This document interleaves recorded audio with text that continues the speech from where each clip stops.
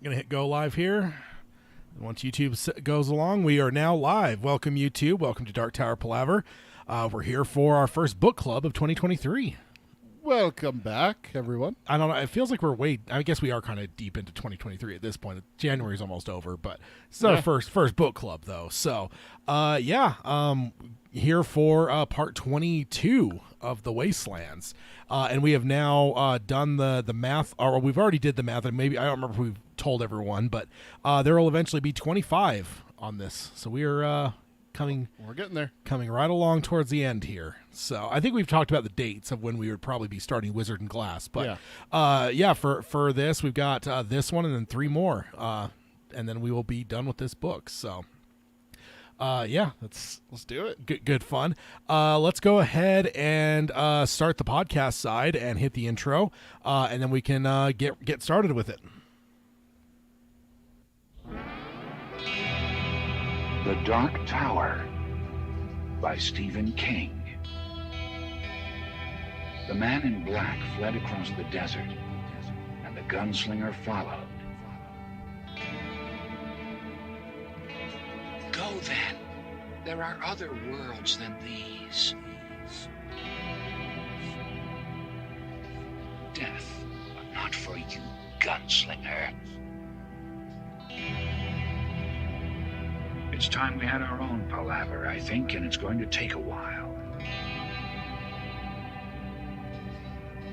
And yet, dauntless, the slug horn to my lips I set, and blew. Child Roland, to the Dark Tower came.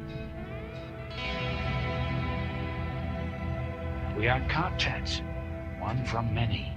Let the palaver begin.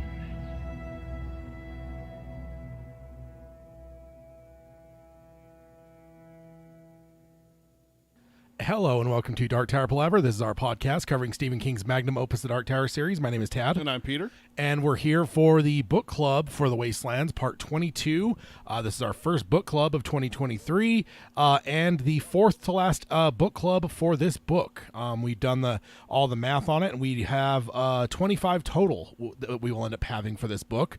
We are chugging right along, getting here toward the end.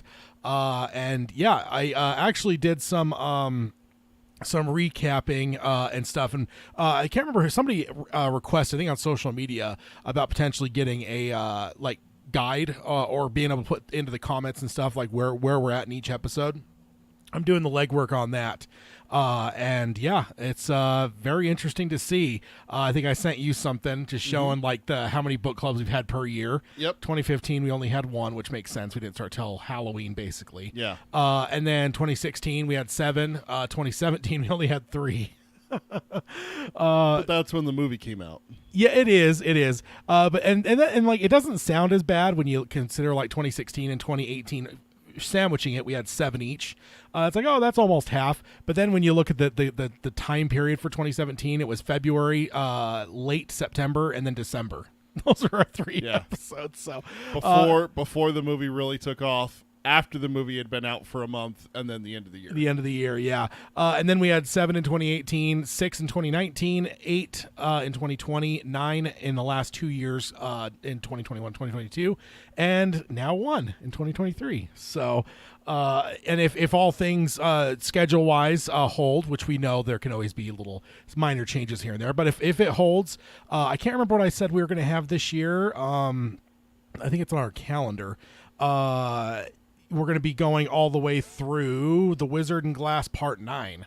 So I can't remember. I think I texted to you, but I can't remember what the number was now with how many we would end up having for this year. It'd actually be the highest. I think it was 12 or 13, something like that. So yeah, because it would be 1 per month because we're doing 1 a month now, and then possibly with one of the... There's 2 months that have 3 episodes. 3 episodes, yeah. So yeah, I think that's what we figured out is that it was 13. Yeah. So that's what it's looking like as we project here into 2023. We want to hit the intro stuff real quick. We're not going to warn you about spoilers because we only have a very small spoiler section at the very end. You will be made aware visually and auditorily. There will be no mistakenly stumbling into it. You would have to. I don't know. That'd take a lot to somehow miss both of our warnings. But yeah, we'll keep the spoilers there. Everything in this episode before that warning, we're going to stay where we're at here earlier or before. We don't jump ahead. So if you have not finished the entire series, for instance, these are safe episodes until that warning comes through at the very end. As long as you're past book 3. Yeah. Yeah. Yeah. Oh, I mean, yes, of course. I mean, if you're in the middle of book 1 and you're jumping into this, I don't know what the hell's. Don't do it. What are you doing? You're crazy. But next up, if you want to find us, you can find us on Apple Podcasting. You can stream us on Spotify or Stitcher. You can find us on any podcasting service, and as well as new things that have been coming out in the podcasting realm. We are now on Amazon Music and Audible. So if you are a fan of either of those services, you can now listen to us over there as well. If you want to subscribe, rate, and review us on any of those services, we'd appreciate that. And then if you want to join us live, which we always have some people joining us live, we've got a couple people here. YouTube's lying to me and saying there's 0 people here right now, but I know that's not true because I know at least Peter's in here. So. And Cody and Mike M are in the chat. Yeah, I was about to say, I've got people in the chat we're seeing here too. Hello, Cody, Mike. So yes, YouTube is a filthy liar like always. But if you want to join live like everyone here currently, you can do that at youtube.com/darktowerpalaver. And if you want to like, subscribe, and ring the bell for notifications, you can join us live, listen along live, be part of the conversation, fill the chat up with emojis, and like, of course. I mean, that's the main thing that YouTube people are supposed to say is like the video. So hit those likes. Peter can even do that. I can't though. I'm the host, like official host. So I can't do any of those things. But then if you want to find the show notes, you can do that at darktowerpalaver.com. We don't have our show notes for book clubs because there's really nothing to share. But you can go over there and find basically links to all things Dark Tower Palaver. You can find, including our listener questions for new listeners. You can fill out one of those. You can fill out all of them. Anything in between that we find that is just a good little primer for a first-time email for a new listener. And then also, I think when I get this whole thing done, and I'll probably type out a guide for what each episode covers, I'll have that guide posted over at darktowerpalaver.com as well. And then if you want to support the show, you can do that at patreon.com/darktowerpalaver. And then, which, you could have access to the Discord, which is where you can send Peter emojis all week long, everywhere between episodes, as well as our monthly hangouts, which are always fun. And then if you want to contact us, Peter can let you know the ways to do that. The best way to reach us is email. It's darktowerpalaver@gmail.com. Also, check out our social media. It's Twitter. The Twitter is at DarkTowerPod. That's at DarkTowerPod. And then our Facebook is facebook.com/DarkTowerPalaver. And our Instagram is DarkTowerPalaver, all one word with no spaces. And then you can check out our merch. It's tpublic.com/user/DarkTowerPalaver. You can get the boring logo, or you can get the good one, the hashtag classic logo, or the slanderous logo. Not slander, it's true. It's been proven time and time again. Cody points out that he says it says I'm not here when I'm having my screen off, but I'm still listening. So that's interesting. Those YouTube Premium people are messing up our counts. Huh. Which I'm one of those too. Yeah. But that's weird. That's weird that it does that. But no, every once in a while it'll blink all the way down to 0. And like I know you're in here, so that isn't all of it. YouTube is just a little bit twitchy. I wonder if it flashes off when I change tabs. Like it's like, oh, he's not really watching, but I have the video going, so it should still count. I don't know. Mike asked a question in the chat. I wanted to wait till we were done with the intros to ask it. He says, I know there is plenty of time to yet, but have you decided where Wind Through the Keyhole will go? Oh, man. I mean, no, I don't think we've discussed it. I think the thing is like I am a firm believer of just reading them in release order. Let Wind Through the Keyhole kind of be book 8. I know chronologically it doesn't fall there. I don't think that's really a spoiler to say that it kind of inserts in the middle of a couple books. I mean, if you look at the inside tab of your book, it'll say The Gunslinger, The Drawing of the Three, The Wastelands, Wizard and Glass, Wolves of the Kala, Song of Susanna, The Dark Tower, and then years later, the Wind Through the. I mean, it's safe to say it's not a spoiler. Yeah, but I can see from the perspective of the book clubs potentially doing it in order. I just think that's a big deal. Should we do a vote? Because I've always told people to leave it where it's at, because I feel like the way that book 4 is, I'll keep it slightly vague since we are in a book club episode. Yeah. The way book 4 is, I think book 8, what it is, I think that's just a huge chunk of very similar stuff. So I think that also that breaking it up works out. Because for instance, it just makes it even longer. Yeah, because for instance, and we'll talk about it here in a couple months when we start Wizard and Glass. But we'll talk about the fact that Wizard and Glass was my least favorite book the first time I read it. Right. for a reason. Well, let's book it. let's table this conversation. We'll put it in the spoiler section so we can actually open it up and talk about it. Should I make a note of that? Do you want to do that? I'm just saying, I think that's the reason I would want to keep it in order, because that's why I always tell people that are reading it for the first time. 1 through 7. In the subreddit, that's like a constant post all the time, and I'm just like, just read them in chronological order. I just think that flows the best way. So I kind of am inclined to go that direction, but no, I don't think we're in any decision on that. But that's probably a discussion we should probably start having in the next little bit, because we are about to start book 4. This year. Yeah, at the same time, who knows how long it'll take us to get through book 4. It's a chunky book. It's a big book. So we do have some time, certainly, but it is certainly a good question. But my answer, generally speaking, has always been read them in the order they were released. Yeah. I just think that's a very rewarding way to read it. Now, the short stories, like Little Sisters of Illyria, is another question we also have to discuss at some point, too. Do. So, that I don't know. Good questions, though. But all I know is we've got plenty of stuff to cover for book clubs here. Absolutely. And at the rate we're going, we're going to be gray-haired old men before, unless we already are. Yeah. I don't have hair, so I don't know. I don't know. You have hair down here that's salt and pepper a little bit. But yeah, so we don't have a firm answer on that. But I my gut is that we'll probably go in release order, excluding Little Sister of Illyria. I do think we might insert that somewhere else, because obviously that takes place before book 1, so we've already passed where that would be chronologically. But we probably need to figure out when the best time to cover that is. Yeah. Man, we could even do that after this book, even if we wanted to.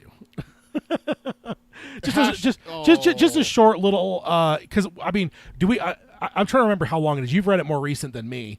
How long is it? It's not very long. Because I'm thinking like 1 or 2 episodes tops for that. 2. Probably 2. So I just because that does take place before book 1, so we're already kind of, that ship has sailed. I'd have to look where that publication came in terms of dates. When did that get released? Date wise would be the question. So, a lot of good questions though. Hi, Carol, welcome. There's a lot of fun questions when it comes to that kind of stuff. But I see what you're getting at now, because if we did do it between this book and next, spoilers. Don't say it, because we're in the spoiler-free section right now. No, so I'm not going to say anything. I'm just saying that King did give us a good old 7-year window between those books. So doing a Little Sisters of Illyria tangent for a couple episodes might be to the spirit of the way King wrote the books, right? Little Sisters of Illyria was released in 1998. 98. So that would be right after book 4. Oh, I don't have my it'd be between 4 and 5. Okay, so maybe that's where we should do it then. Because 4 was released in 96, right? Or 97? It was 90 and 96. Wizard and Glasses, 97, and then 2003 for the tail 5, end 6, and 7. Yeah. Yeah. So it'd be probably do it there then. Oh, we're gonna. I think that would probably work out. Let's just do it chronologically, because we there's nothing that we haven't ruined that yet. We could stay chronological across the board. We just need to insert that, because I just wasn't sure exactly when that was published. If it were published like before this book, we'd be kind of screwed. But it looks like if it's in 98, that's good. We can just insert it right where it actually belongs chronologically, and because I do think that's the best way to go, in my opinion. I don't know what you think. Literally just said that you prefer to go both different ways. Book 8 went through the keyhole, which should be published. No, chronological in terms. No, publication date chronological. But no, that's what I'm saying.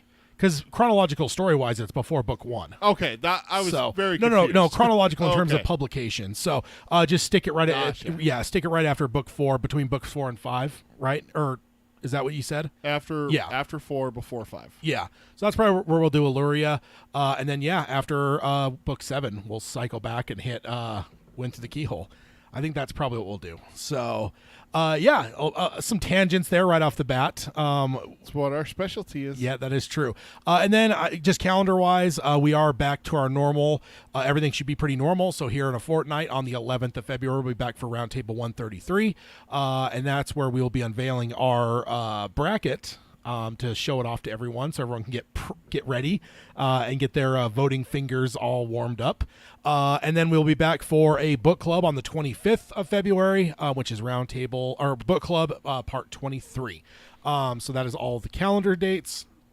So let's go ahead and dive in. We are currently in book 2, which is titled Lud, with the subtitle Heap of Broken Images. We are in currently chapter 5, which is Bridge and City.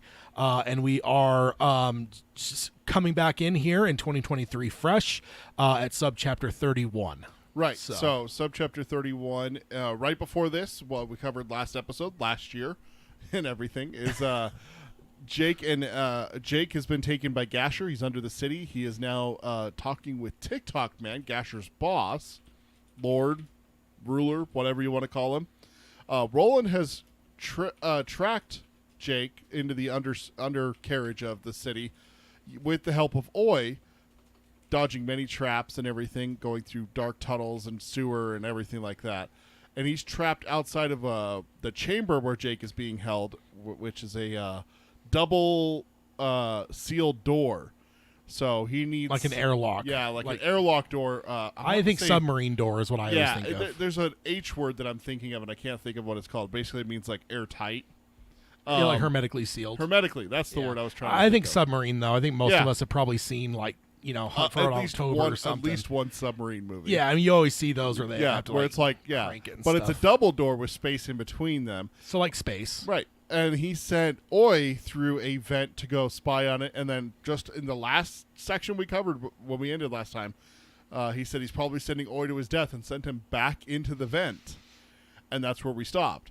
Meanwhile, on the other side of things, we have the Deans, Eddie and Susanna, who are trying to find the Cradle of Love. They've found it.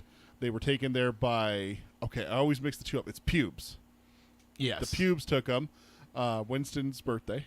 Yeah, gunned down. Susanna killed him on his birthday. On his birthday. They go to the Cradle of Blood, and they meet Little Blaine and Big Blaine. There's two different Blaines. Yeah. Little Blaine's cautious, timid, kind of a childlike voice, telling them not to wake him up. Oh, it's too late. He's here. And Big Blaine doesn't know that Little Blaine exists. Exactly. That's another crucial That's thing. a big thing. And Big Blaine is... he's a little mean. He... Yeah. There's a malice to him, indeed. Has them ask him a riddle. He's all about riddles, apparently. And then says that he gives them a riddle, which was... You just told me right before we went on the air. What That was they it? need to prime his pump, but it primes backwards. It primes backwards. Yeah. And that's it. And so that's where they are right now, is in the Cradle of Blood. So we pick up Subchapter 31, and it starts with Jake. And Jake asks if he could have something to drink. His voice comes out sounding both furry and nasally. His mouth and his nose are both swelling up. Looks like as someone who has gotten the worst end of a street fight. And I just stopped there. You know what I picture? What? Rocky at the end of Rocky 1 when his face is all mega. Cut me, Mick. Cut me, Mick. Cut me, Mick. Yeah. That's brutal, though. It is. A 12-year-old should not look like that. No, he should not. And that's my... I stopped here. We usually do a little bit longer before we do notes, but I stopped here and I said, Gasher needs to die in pain. Like a lot of pain. Like a lot. Because all of this was done to Jake just running with Gasher down on the way to here, yeah. Tick-Tock. Just so to recap Peter that with some a little bloodlust. A little bit, yeah. That's good. Embrace that. My light suddenly turns red instead of blue. Just like, uh-oh. So Tick-Tock replies that Jake absolutely could have a drink, but he says could, and it's in italics. And that's stupid teacher shit. Yeah. Every teacher that would do that. Yeah. Can I go to the bathroom? I don't know. Can you? Just go. Yeah. I hate that. He says they have lots of drink, and then he asks Copperhead, and this is the first time we've been introduced to Copperhead. He says if they do have any drinks. And Copperhead, who looks like a college professor in a turn-of-the-century Punch cartoon. Do you know what that is? I had to look it up so that I could on the see screen. what it was. I'm glad you grabbed an image. I did. Because I had to Google this. I'm like, what the hell? I had never heard of a Punch cartoon. I've always just kind of flown past that. Yeah. Every time. So this is what a college professor of the turn-of-the-century Punch cartoon looks like. Yeah, it's the closest I could find to one that would be a college professor. So, yeah, there's a number of things. I'm not familiar with Punch cartoons, though. But I'm getting a spinning wheel for loading. Are we good, everyone? Yeah, looks fine on my side. Good. So yeah, I can't see the picture. Hang on. Yeah, that's what I found on the Google search. So yes, Copperhead, if they have drinks, and Copperhead says that they have no shortage of Poter bowls. I don't know what that is.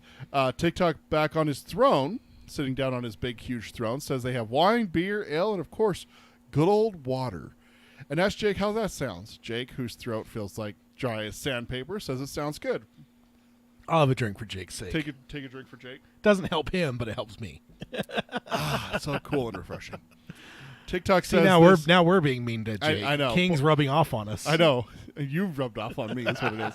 Tick-Tock says this woke up his third and tells Tilly to bring him a dipper of water. Tilly goes through a hatchway on the far side of the room, opposite of the door that Jake and Gasher came in. Ticker turns his attention back to Jake and asks if the American city he came from, New York, is much like Lud. Jake says not exactly, and Tick asks if he recognizes some of the machinery, valves and pumps and fire-dimmed tubes. Jake says yes. We call it neon, but it's the same. So that confirms what we thought, is that they look like neon tubes and everything like that. Then Tick asks him if he had heard of computers. Jake says sure, and he starts to say yes, but then Jake is interrupted by Tilly coming back with the dipper of water as she timidly approaches Tick-Tock's throne. He takes the dipper, offers it to Jake, and then takes it back and drinks it himself. And this is where you know that something's wrong. He spills a bunch of it, out of his mouth, rolling down his naked chest and everything like that. Jake starts to shake because he can't help it. Tick looks over the dipper at Jake as if remembering that he was there. All the others are smiling, and this is a direct quote from the book, like schoolyard kids who have just heard an amusing, dirty joke. Tick says that he got thinking about how thirsty he was and forgot about Jake because it was so cold and clear and good and just so tasty. He holds out the dipper, and when Jake reaches for it, he takes it back again. Now, he could have dropped it. That would probably be the ultimate, right? Insult. That's like, okay, just stand up and just start throwing haymakers. That's it. Because I was bracing for that when I read that the first time. He's going to drop it. And then the fact that he pulls it back at least, that's a slight win. But I just hate Tick-Tock so much right here. It shows King's ability to write characters.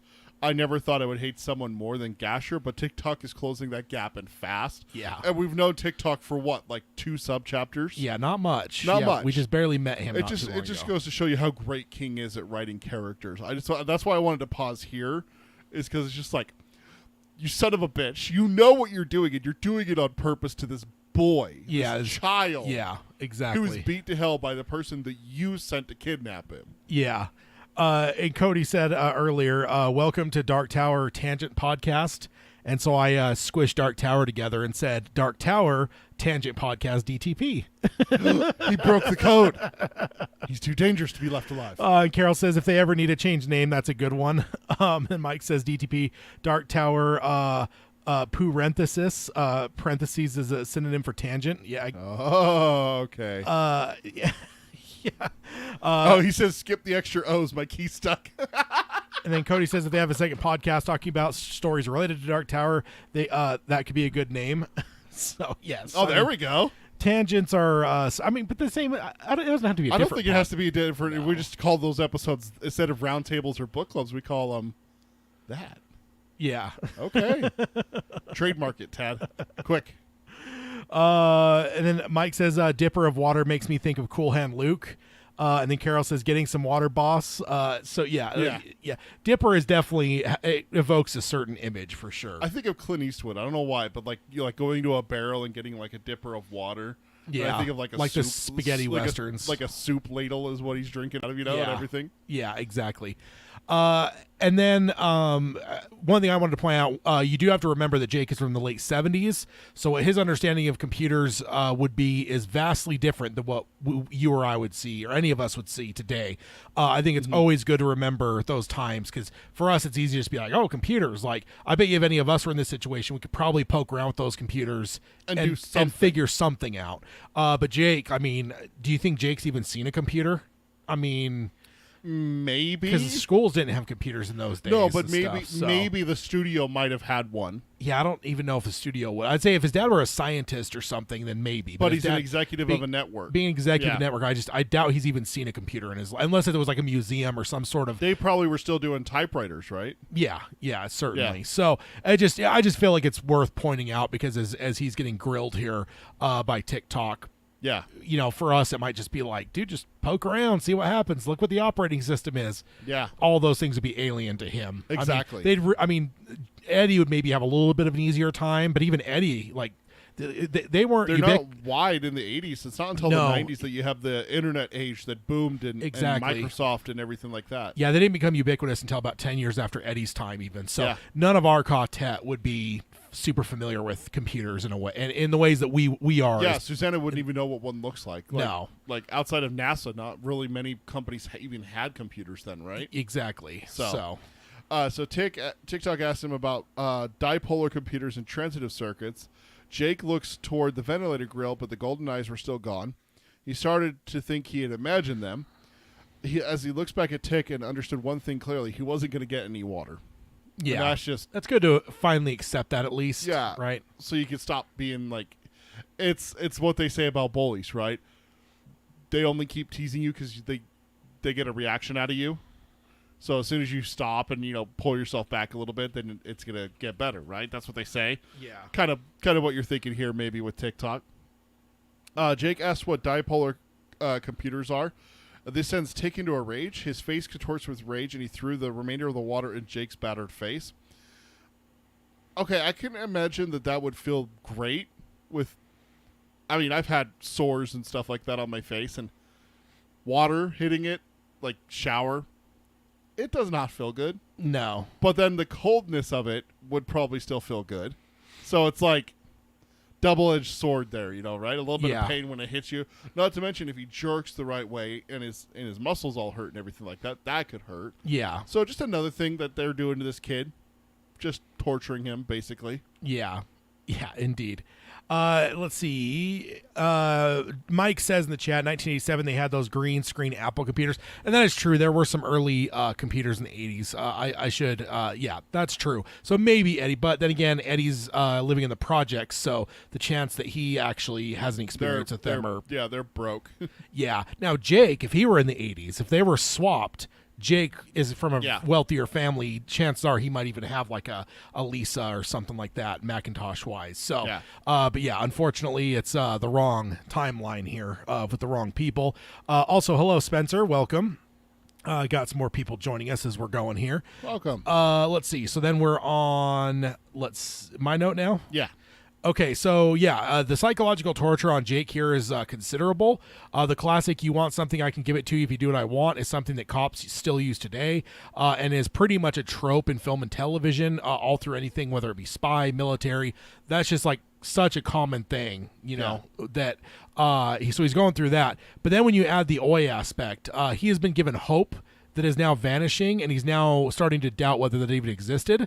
Like, isn't that like the classic, like Game of Thrones got into that. There was one character that was held prisoner and was made to think that he was escaping, and it was all just, a bamboozle, which is just like broke him emotionally. Because just taking hope, like allowing hope and then crushing it, right? Like that's Red's argument in Shawshank. The hope's a dangerous thing, and of course we know he's wrong from the themes of the movie.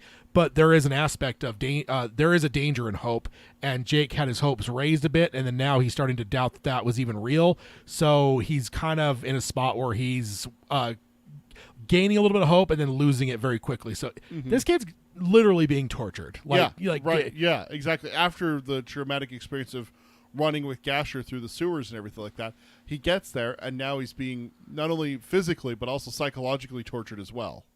Yeah, and it's not even like all them, right? Like the Oi thing. Like in a way, seeing Oi is turning into a torture now because he's starting to not think if that was even real. So it's rough spot for Jake here. He's getting something that spies would be like trained to like withhold and withstand torture wise. And so this next part, I actually took it down word for word because I wanted to read. It's Tick-Tock exploding at Jake. Don't you play it light with me, he shrieked. I'm talking about when you made it. Well, you already made it clear that you do. I'm talking about when you already made it clear that you do. But Jake couldn't go on. His head was whirling with fear and confusion. He was aware in some far-off fashion that he was licking as much of the water off as he could off his lips. There's a thousand of those ever fucking dipolar computers right under the ever-fucking city, maybe 100,000, and the ones that still work don't do a thing except play Watch Me and run those drums. I want those computer. I want them working for me. So this is where I put, now we see what Tick-Tock man wants. This is not a happy thought. And this goes back to a couple subchapters ago where Tick-Tock was asking him about his watch. And he says, does this run on dipolar computers and transitive circuits? And Jake says, no, it runs on a nickel platinum or nickel something battery. Yeah. And so and then King even puts right there, Jake had no idea how much this would come back to haunt him or something like that. Like he would regret this, basically. Yeah, indeed. So that's just one of those things that King does, is that a couple subchapters ago he writes something. This is that payoff. The payoff, here. yeah. And that sucks for Jake. Yeah. A little slip there, because like it's a misunderstanding is all it is. Yeah. Like if you can ask someone, hey, is that this? Is that A? And they'd be like, no, it's B. But that doesn't mean that they know what A is. Yeah. They just know what the thing actually is. Yeah. And Tick-Tock man is just saying, oh, no, since you know that it's B, you obviously know that it's not A. Therefore, you know A, and I want you to tell me about it. And Jake's like, no, I can't. I don't know about it. Yeah.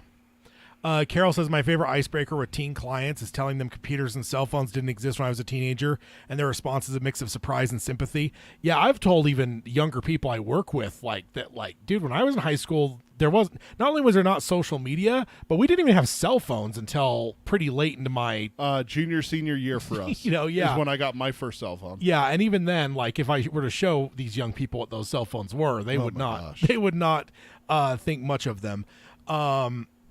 Yeah, and then Mike says, sympathy, LOL. And then Mike also says, tell them you actually knew your friends' phone numbers. Nowadays, I can only recall mine and my wife's. Yeah, I only know my grandma's. That was one that I memorized as a kid. Like, beyond that, I know my number, and then that's it. Do you remember your old house number? I don't think I do, no. I do. I have it memorized, but mine's like one of those easy ones where it has like double digits and stuff like that. Yeah. So it's like, it's real easy to remember. But I actually remember my childhood best friend's phone number. My wife and I were talking about this the other day. I remember two phone numbers. My parents, which is still their phone number, so I'm not going to say it. And then his childhood home's phone number. And then I know my phone number and my wife's phone number. And I'm like, I think that's it. And then I was like, oh, wait. No, I know Tad's phone number. She's like, what? I was like, yeah, I have Tad's phone number memorized. And she's like, no, you don't. And I told her, and she used my phone, and she typed it. And she's like, holy shit, that is Tad's phone number. She's like, how do you have that memorized? I'm like, I have to put it on forms at work. So. Yeah. But I still had it memorized before that, so I know your phone number, sir. I can sign you up for stuff. Interesting. You would be destroyed. So. you know that. That's why I haven't done it. Let's see. Then Carol says, they are amazed at every aspect of my misfortune of being a Gen Xer. I had one tell me they don't understand how we dated because how would we ever meet anyone? Bars. Well, and not if you're underage. Yeah, exactly. Yeah. Exactly. So my note here makes you wonder what Ticky would do with all that access and control over these computers of this entire city. With what we've seen of the city so far, I'm not sure I want to know. Dude, that's a terrifying thought. Yeah. Like, if he had full capability of this, like, oof. Yeah, exactly. If there really were hundreds or tens of thousands of computers in this city, and they're obviously very advanced, what would he do with them? And, it just makes you wonder for all the people around. And then, the other thing is this is also the payoff of the Kingian tease when it said that Jake would regret the answer he gave earlier, which you alluded to as well. So, yeah, indeed. So what's next? So after that, sorry, I accidentally just hit page down. I'm trying to get back to where it went all the way to the bottom of the document. Oh, yeah. If you hit end, it goes all the way to the bottom. So Jake had just, so he exclaims that he wants all the computers working for him. Tick-Tock bolts from his throne and seizes Jake, shaking him back and forth, and then throws him to the floor. Jake struck a lamp, knocking it over, and then the bulb blew out until he gave a little shriek and stepped back. Copperhead and Brandon look at each other uneasily. Tick-Tock leaned forward, elbows on thighs, and screams into Jake's face, I want them, and I mean to have them. And I stopped here because my note is, when the psychopaths hench people start to get nervous, That's when I get nervous. Like when Henry Bauer's friends start to get all... exactly. Yeah. That's exactly it. It's like, oh, Henry, I don't know if we should do. Yeah, exactly. Because you know he's passed some kind of line. He's crossed that line. Yep. Yeah. That is a scary situation, and especially since we have Jake locked in a room by himself. Yeah. There is no one to help him, right? Yeah. Like Roland's trapped outside the door, and we hear that line. That they're getting nervous. It's like, let's remember here, Tick-Tock killed a woman for laughing. Yeah. And moved so quick that no one could even see him move. He pulled a knife from his, like the scabbard here on his chest, and just. Yeah. And no one saw him move. So like, and now the people that are with him are getting nervous. Like, yeah. Oh boy. Yeah. Oh. My note here is I think having an unhinged villain is always much more terrifying. Yes, the ones that are super cool, cunning, and vindictive are scary. But if one is going to go off the chains into a rage, that just makes them entirely unpredictable, and I think that is always more scary. Exactly. Right. Like I'm trying to think of off the top of my head, like just those terrifying. I mean, Hans Gruber, Hannibal Lecter. Like there's these like cool as cucumber villains, but it's like you kind of know what you're going to get with them, right? Like because they are now that may not be a good thing, but they're very under control. Versus well, it's played up just because I'm a Batman fan. I could give a really easy example. It's the difference between working for Penguin and the difference between working with Joker. Yeah. Penguin, you know what you're supposed to do. Penguin wants you to do A, and B is what happens. You get rewarded. Yeah. He asks you to do A and you do C instead and mess it up, then you're going to get the umbrella, and you're gonna get iced. That's the kind of thing. But Joker, there's instances where he's just like somebody could do the right thing and get killed. He's like, "Hey, Joker, I stole the Batmobile. Look," and he's just like, "That's great, bang." Yeah. Why'd you do that, boss? Oh, felt like it. Just Yeah. like the unhinged thing when they're off the wall is what makes. That's why Joker's the scariest villain for Batman. Is he's just.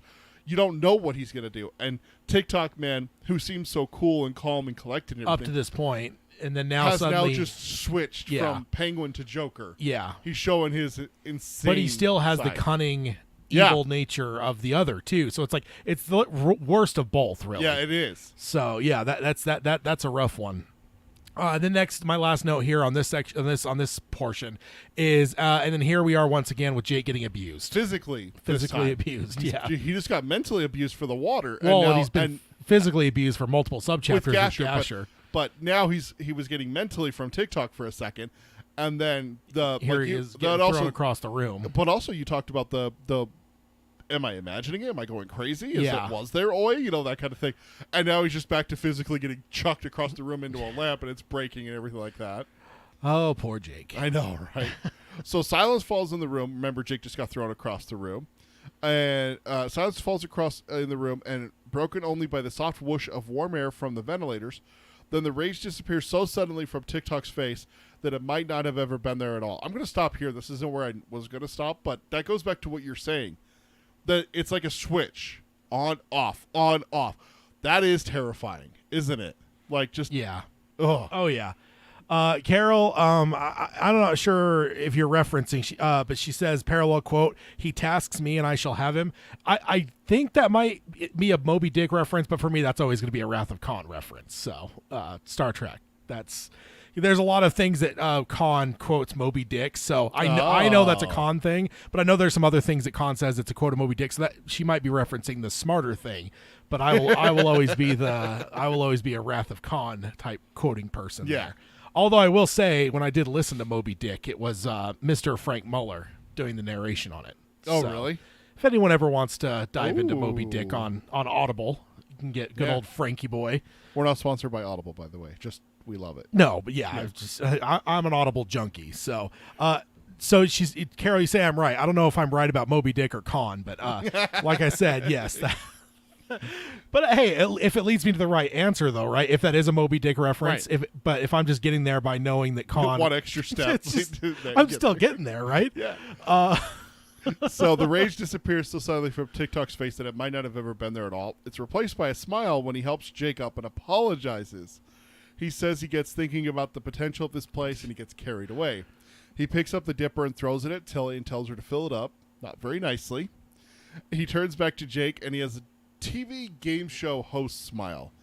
Going, this is my note here, going from 0 to 100 shows anger issues. Going from 100 to 0 shows a scary reality about Tick-Tock. Yeah. Is that ability to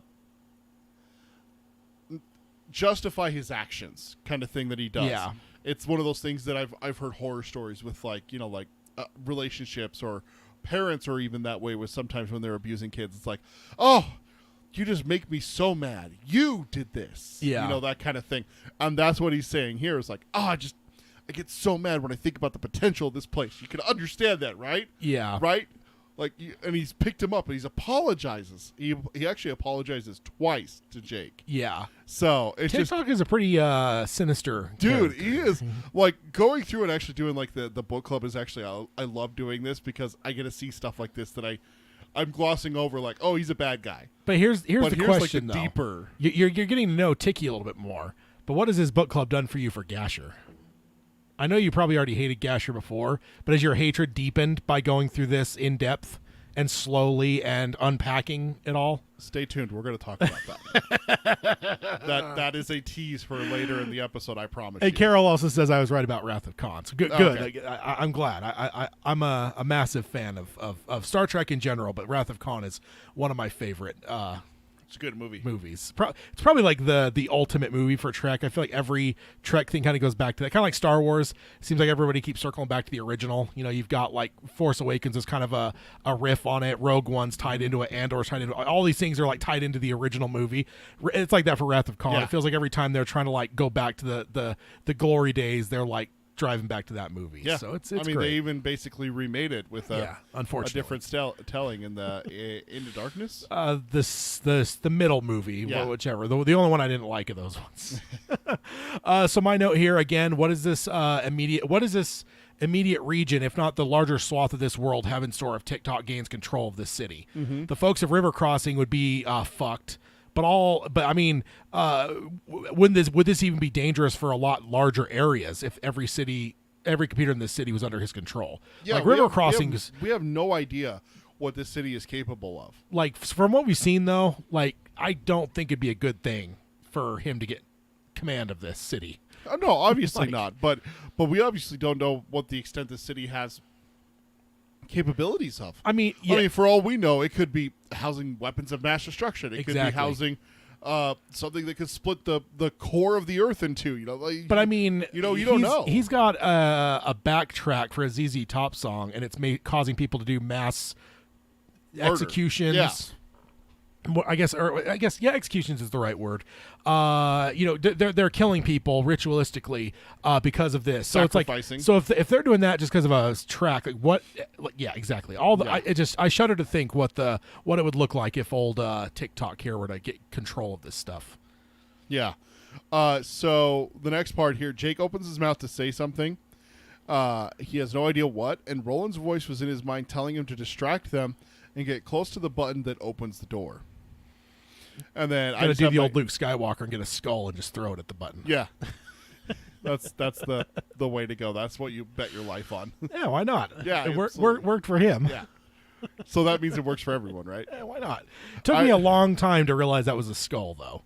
Oh, really? When I was Yeah. young, I just thought it was a rock. I did too. But I think it was like after the 97 remasters, which puts me in like junior high. The first time I watched it, went like, wait a minute. The first that was time a you- skull. the first time you watched it on a TV bigger than this. Yeah, exactly. An Exactly. actually reasonably sized TV. Yeah, it's like, that was a skull. That makes Like, it oh, shit. makes it far more Yeah. disturbing. Because we weren't old enough to see them in theaters when they first came out. No. So we didn't see Return of the Jedi in theaters. We weren't even born yet. Yeah, exactly. So, -2. yep, that's right. So I just have my note here. I just remember Roland. I remember sitting up in bed the first time reading this, and I'm like, oh, I was so ready for the rescue. I'm like, here it is. It's going to be right here. He's doing it now. He's telling him to get ready. It's going to be right here. Yeah. And then, yeah. And then my note here, this times us up with the last time we were with Roland, because he was thinking about how he projected into Jake's minds at Dutch Hill. So that obviously, in terms of where we're recording, that was last year. But in terms of the actual podcast, that was probably the last podcast. And Yeah. we were with Roland, and he was thinking about the Dutch Hill thing, and then was projecting. So it just, I love these things because we're kind of on different timelines a little bit. Right. And this syncs us up to where we kind of now know, cool, where Jake's at, where Roland's at. They're timed up together. So that, yeah. Yeah. And so next, Tick-Tock sees that something just came into his mind and asks what it was. So he's very observant, too. That's not good. It means you have to... Oh, that's what I mean, cunning. He's you're not going to slip something by him. No. Gasher, maybe. And Gasher was pretty trig, as it were. Yeah, he was. But I think you maybe can get something by if you're Gasher clever. if you're clever, Yeah. if you're lucky. But I think with Tick-Tock, no chance. Like you're not. He's going to get on to catch on to whatever you're doing. Before Jake answers, he catches movement and knows Oi is back in the vent, but he doesn't look. Again, he realizes that Tick-Tock is cunning. He has to distract them, and he has an idea what to do. Jake says he did think of something, and says it's about his old pal Gasher and Gasher's old pal Hoots. I actually got worried here that Gasher would do something despite Tick-Tock. Yeah. Like, I don't know what Jake's up to, but pissing off Gasher Hasn't worked out. Has not worked out No. in his favor at all. Now, Tick-Tock apologized for Gasher slapping him as soon as they got in the room and everything. And he's like, that won't be done here, but that doesn't mean that something can't be done before Tick-Tock can do something about it. Yeah. You know, one of those like, I'll kill you, and lunges at him, and then there's like the groups pulling the two guys apart and everything like that. Except one of them is a 12-year-old kid who obviously can't defend himself. He's getting thrown around the room, bodied and bleeding everywhere. A tenderized 12-year-old kid. Very tenderized, yeah. It always reminds me of The Simpsons where Homer gets like attacked by a bunch of like bulls or cows or something. The Marge is all like, Homer, what's wrong? He's like, I've been tenderized.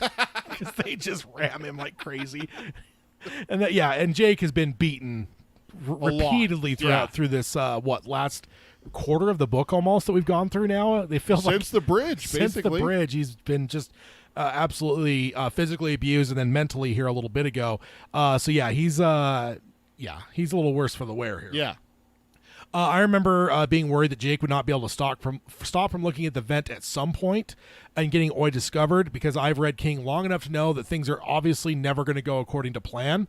So I kind of get like what the gist of the plan is here, but it's like, okay, now how's it going to get screwed up? And that's not just a King thing, right? Most shows are that way. You got to have the drama. If you outline like a heist or what's supposed to happen, at least one thing's going to go wrong. Otherwise, what's the point of telling the story? Why am I watching if it's all going to go through? I've always thought that'd be interesting in a show, though, to like see a whole heist thing go, and it actually just went smooth, the whole thing. Something else happens later, of course, but like the whole heist itself, everyone would just be bracing for something to go wrong, and then it doesn't. Like that would be the one weird. That there is one movie that kind of does that. It's I really liked it, and I don't know if you ever watched it. Inside Man with Clive Owen and Willem Dafoe. Yeah, I've only seen it once. Yeah, it actually like the heist actually pulls off and works exactly like they planned it.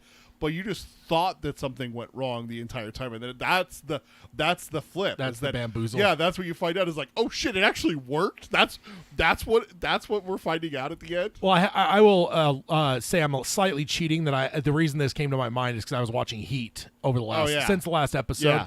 Which is one of my all-time favorite movies. Great action, and movie. it's just like whenever you're going into like that big heist at the bank, it's like you just know something's going to go wrong. It just that's the way movies work. It's not going to go right. So, and then that's the same thing here. I'm just at King's that way too, where it's just like, cool. Roland sent Oi to do something. He's trying to get Jake to open the button. Once he opens it, Roland's going to mow everyone down. That's the plan. Okay, but how's it going to get fucked up? And I just remember something's going to go wrong. I just remember just cringing because I'm like, at some point, Jake's eyes are going to travel. So that's what you thought would go wrong to the vent, and then Oi's going to get discovered and potentially killed. If they discover him, it's not going to work. I mean, as quickly as he threw that knife at that lady, little Oi can turn into a hat. Hashtag tat is terrible. Very quickly, so that's what I'm bracing for. But and not to, I mean, there's a lot of adults that don't have like the ability. I mean, why are so many people not good at poker, right? To expect poker face, to expect a 12-year-old kid to do it, I'm not going to blame him and say that he's wrong for potentially looking at the vent at some point. But it's just, that's where I'm bracing for something to go wrong in my head. So Gasher cries out in what's the right word? Like, hey, what are you talking about? Like shocked, Oh, and hi, Mark. Welcome. He also mentions Ocean's 11. Yeah, Ocean's 11. I haven't seen that since it came out. Dude, I think I've seen it once I never saw 12 or 13 or anything. No, but I haven't either. I want to watch the original. Oh, Oceans. the old school one with Yeah. Sinatra? Yeah, I've thought about buying that and watching it. That'd There be you fun. go. But yeah, heist. And who doesn't love a good heist though? Even if they don't go Yeah. right, like find. I still need to watch Kaleidoscope on Netflix. Yeah, I need to watch that Yeah. too. And you need to watch Andor. There's maybe a heist or so in that. Oh, really? So. I do still need to watch Andor. So Gasher cries out, asking what he's talking about. Jake says that he should tell Tick-Tock who really gave him the password, and then Jake will tell Tick-Tock where Gasher keeps it. Tick-Tock gaze shifts slowly from Jake to Gasher. I just put a little note here in my summary. Whew! And asks what he is talking about. Gasher says that Jake is just running his gob, trying to get out of the hot seat by putting Gasher in it. Jake cuts in saying, well, fine, look at his scarf. There's a piece of paper with the password on it. And then he had to have me read it to him because Gasher can't even do that. And then I took this directly from the boat. There was no sudden rage on Tick-Tock's part this time. His face darkened gradually instead, like a summer sky before a terrible thunderstorm. Let me see your scarf, Gasher, he said in a soft, thick voice. Let your old pal sneak a peek. And we all know what that looks like, right? Oh, just When that that. summer storm, like just a normal day, and then like just suddenly it just seems like the whole day just went black because it gets so dark. Like we've all seen that. So Literally my note here. To picture Yeah. that over someone's face is Yep. just, I can see it. I'm sure I've seen it in movies where it's just like someone's whole face, like not in a big poker way where like whatever, but just like it's usually just in the eyes. Something in the eyes changes where you're just like, Uh-oh. something's happened here. That's my note here. As I said, remind anyone of their parents / boss / teachers. It was always so much worse when they didn't yell, when they talk slowly and are asking you to do something or answer a question. That is when you know you really messed up. Yeah. Come here. What did you do today? That slow ask. Yeah. And that's what it comes back to with Tick-Tock is that it's like, let me see your scarf, Gasher. I just thought of one. Oof. The whole thing in Inglourious Bastards. Oh, yeah. When he yeah. orders 3, like the look on the dude's face, Yeah. that's it. Just it goes, but he still even got a smile. But there's something in his eyes His that eyes changes, shift, where it's yep. just like, and uh-oh. that's what King talks about a lot. It's across many books that he does it. Is like the person's smiling, but it doesn't reach their eyes. Yeah, and we've all seen that too. Usually, actors do that when they're playing like a serial killer. Yeah. and they're able to just pull it off where they're smiling, but you can just see their eyes are dead. They're like a doll's eyes. Reminds me of like you said serial killer, and it sparks me. Dude, it reminds me of some of those pictures of Bundy. Yeah, In those last few days, and after everything had been denied, and he's going to die. There's a couple pictures from a couple interviews, and it's just he let the mask drop yeah. that he had been using for a public face the whole time, and it's just like, oh my god, that man is evil. Yeah. like straight up. So Yeah, just pure evil. My note here, this is somehow worse than yelling and throwing Jake across the room, but I remember being hopeful just because Jake had indeed just turned Tick-Tock against Gasher. Not sure for how long, but this is the first breath that I can finally take for Jake's sake, and there's a slight glimmer of hope here. Yeah. Because it wasn't just like, because Tick-Tock could have just brushed it off. Like, whatever, no, we're not talking about Gasher right now. We're talking about you. Yeah. And that would have been worse for Jake. But this, it's like the way he's completely turned on Gasher and like the way his eyes are changing and stuff, like this is good for us, right? Like, and good for Jake, like as this is all happening. So I remember just being slightly hopeful because it's like, wait, this is maybe not to Roland's plan, but this would be going good. This would be making the plan better if Gasher and Tick-Tock will potentially go at each other. Yeah, get them to turn on each other. It's kind of like what a lot of wars are about. You know, like get the allies to turn on each other, then they're fighting each other, and I can slip in and get what I want. Or the classic Alien versus Predator, the enemy of my enemy is my friend. Yeah, I mean, I know it's in a lot of other things, but it's the one that always comes to my Yeah. mind because, they're like, oh, and becoming an ally with one of those creatures doesn't seem like the right move, but- Either one of them, yeah. So Gasher cries that Jake is lying, and then puts both hands on his scarf, backing up into the wall. I gotta stop here. This just occurred to me. Is there anything that could be more guilty looking than instantly grabbing for what the person just pointed to? Hey, Tad, let me see your backpack. No, like I mean, grabbing- you're a parent. I'm sure you've dealt with that, absolutely. right? Yeah, that's literally what I'm thinking about. Yeah. It's like I'm talking to my daughter, and I go, "Hey, let me see your backpack."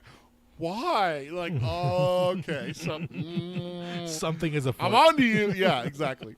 Right above Gasher, Oi's eyes are gleaming out of the vent. Tick-Tock's gaze shifts to Hoots, and he asks him if it's true that he wrote it down, talking about the password.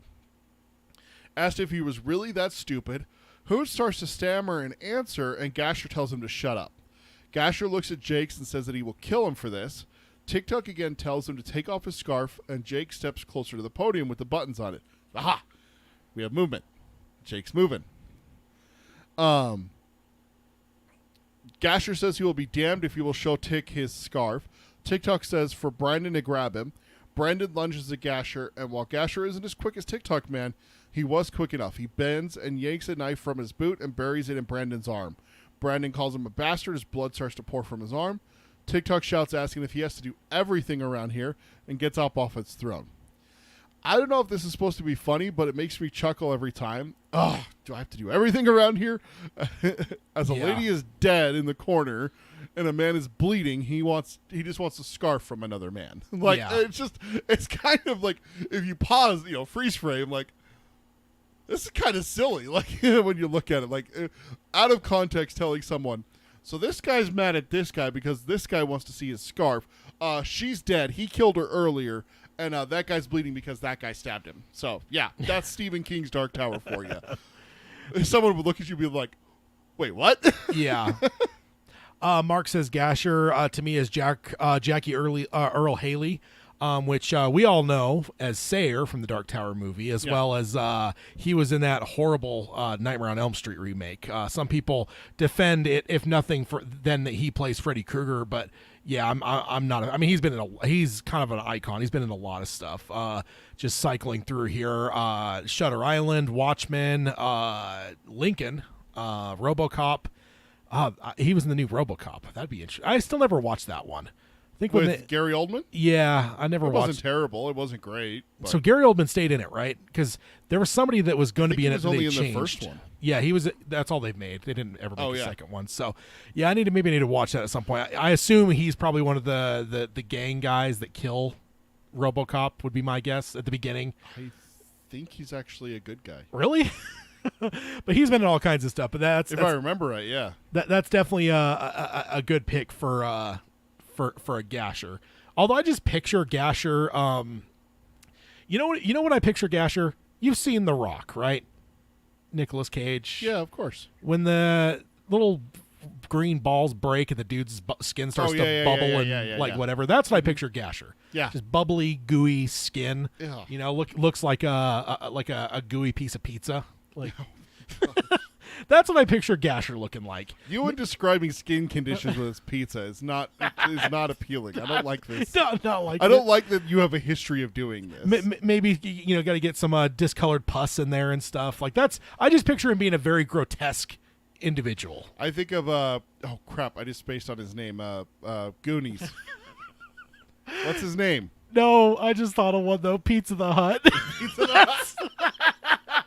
And then he ate himself. That's what himself to death. That's what Gasher like. At least consistency would look like to me. Yeah. But yeah, Goonies. Yeah. No. What's his name? I can't remember the big guy's name in Goonies. Oh, it's bothering me. I'm sorry. But yes, I would see Gasher as a very, very, very grotesque person.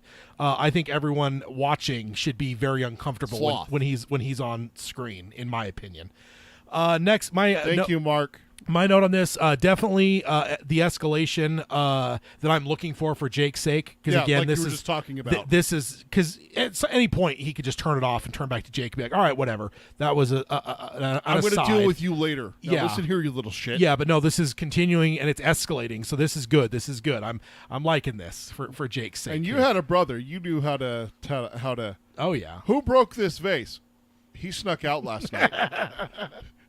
What? I'll be back to deal with you later. He goes after your brother. I mean, that would probably be reversed. It probably would have been me that did the larger evil. But yes.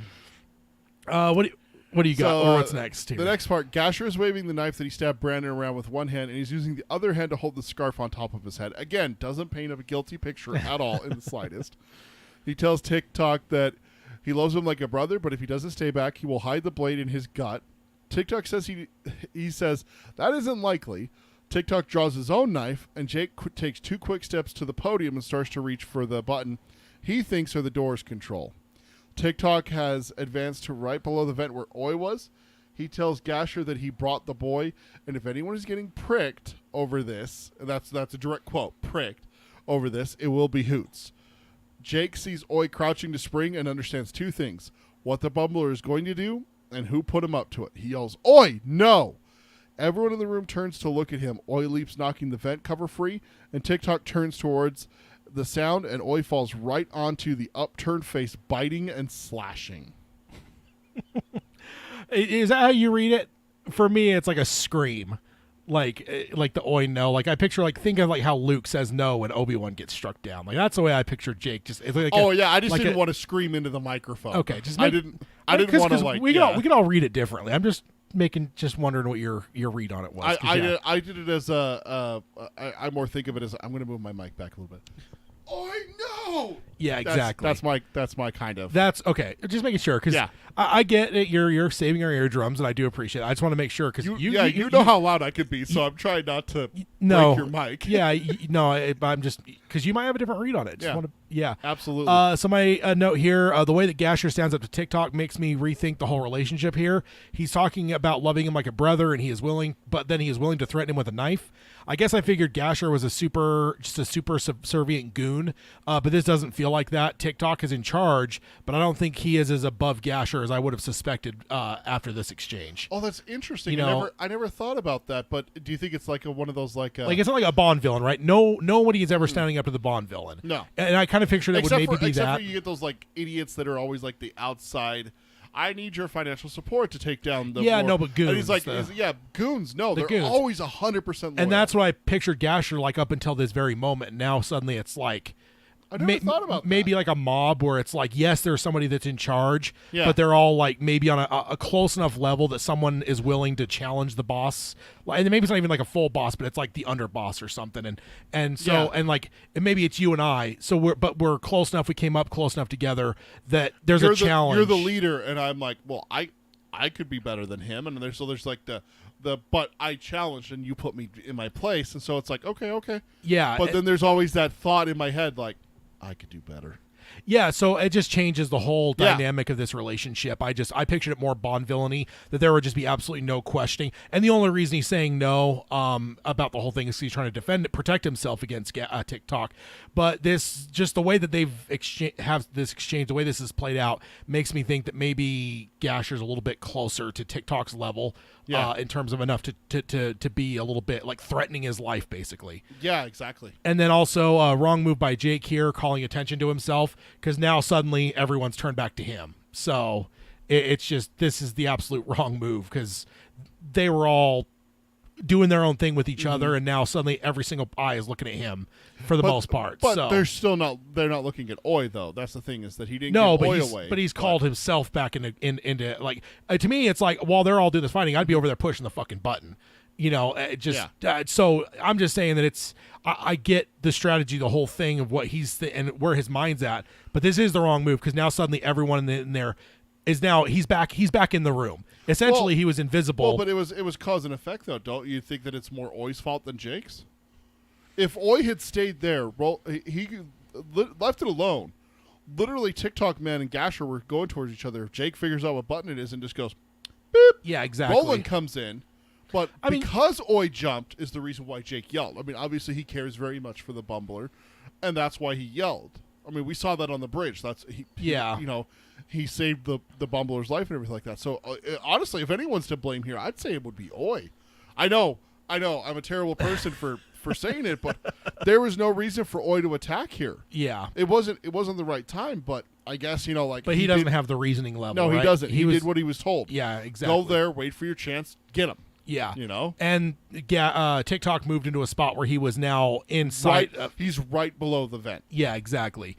Just in my mind, though, wrong move, man. You've now put yourself back on everyone's radar. No one is even paying attention to you. Every eye was on these two guys in this confrontation. Like, holy shit, they're going to finally throw down. Yeah, there wasn't a single freaking even thought that Jake even existed in this room anymore. Yeah. And now you're back in the room. Like, now everyone most people are looking at you. So that's my only note. So now we're moving on to subchapter 32, which is a extensive subchapter here. It's a very long one. In fact, I'm going to read the whole thing for us, so settle in, get a drink, maybe a snack. Roland heard it faintly even through the twin doors. Oi, no! And his heart sank. He waited for the valve wheel to turn, but it did not. He closed his eyes and with all his might, "The door, Jake! Open the door!" He senses no response and the pictures were gone. His communication with Jake, flimsy to begin with, had now been severed. Oof, I'm glad we all made it through that subchapter. I know it was long, guys, but we got there. Mike says it is the Billy Bumbler's nature to attack. He says just like on the attack on the bridge. Stop Jack attacking Jake on the bridge. Get out. They are vicious, Stop it. godless killing machines. Stop it. So. Stop it. Well done, Mike. I like that. And then my note here, I had hoped that the door might just open here, but when it doesn't, I have lost any bit of hope that I gained with Jake pitting the two against each other. Like, everything that you gained from that has now been lost because not only does the door not open, but now the connection to Roland's severed as well. So it's just like, I don't know what's going on, but I know it's not good. So made up some ground, and then you just lost it all back. So that sucks. Moving over to subchapter 33, starting off here, I do have a direct quote.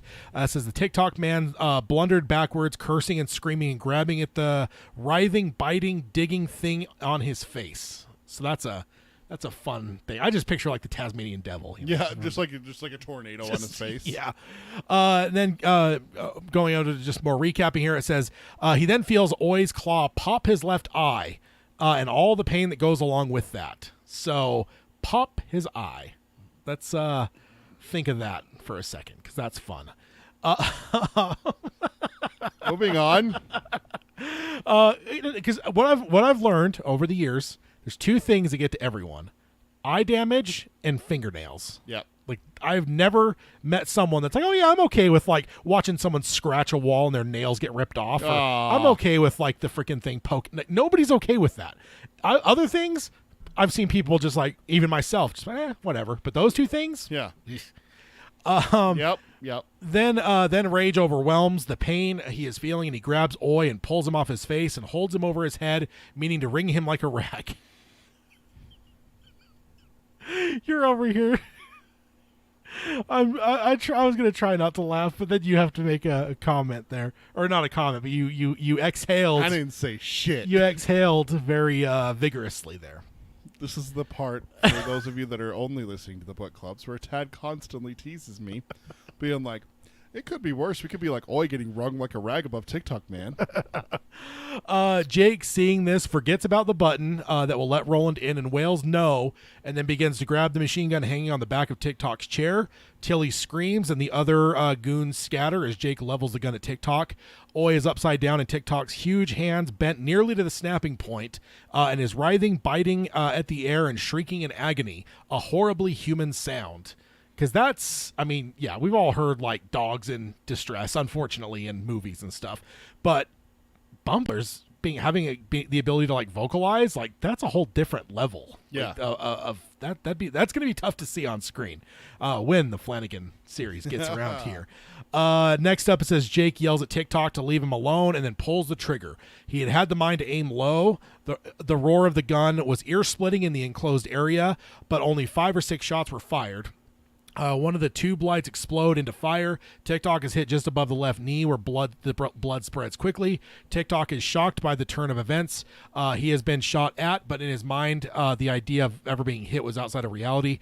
Tick-Tock dropped Oi and grabbed his leg. And my note here, what utter chaos between jumping through the 3 subchapters to see what is probably only a few seconds unfolding. It just feels chaotic as all hell. Like this just feels like absolute fucking goes from 0 to 100 real quick. Anarchy. Yeah. I remember being super frustrated here because Roland, because of Roland's words to Oi, I figured that he wasn't making it out, and now Jake is not pushing the button before grabbing the gun. It has me raging for him being so stupid. Like, dude, just open the fucking door and then grab the gun. Like, you know, Roland is sure. he's the equalizer here. Yeah. He needs to be in this room. It's not an equalizer. He's the one who tips the scales. It's this now, and when you get rolled, it all of a sudden does this. It's 100% swap to the other side. Exactly. And then my next note: the eyeball popping just feels like something that Flanagan would do in the most gruesome fashion. Yuck. As well. I feel like we would be getting a close-up shot of that eye getting popped with the bumbler claw. The bumbler claw comes out with stuff on it. Yeah. Ugh. As the eye just like deflates. Oh, let's see. In the chat here, Mike says, "If only they degloved him." I mean, Flanagan has creative licensing. He could change it. Creative license. He could. Yeah. He latches onto his hand and just gets degloved. Yeah. Yeah. What do you got here? Actually, we kind of already covered it. The worst for me is always screaming, sounding human. How bad is it to hear a dog in pain? No one likes to hear that. That kind of sound. But now make it sound human. Oh God, it hurts. Kind of like kind of screaming. Yeah. Especially for an animal that you care about. Yeah. Like always been such a good boy so far. Even if you don't, like I think of For the Happiness of All Mankind, episode 4 of Chernobyl, for instance. Oh, dude. You like bringing that episode up because you know the reaction I give. I just bring it up because it's brutal. That's a hard episode to watch. And then my last note before we move on here is this the first time that Jake has fired a gun? Certainly it's the first time he's fired in hot blood, but can you think, because like I'm trying to think, like he doesn't fire anything in Dutch Hill, right? No. Like he swats at spiders and shit. He comes through there in River Crossing.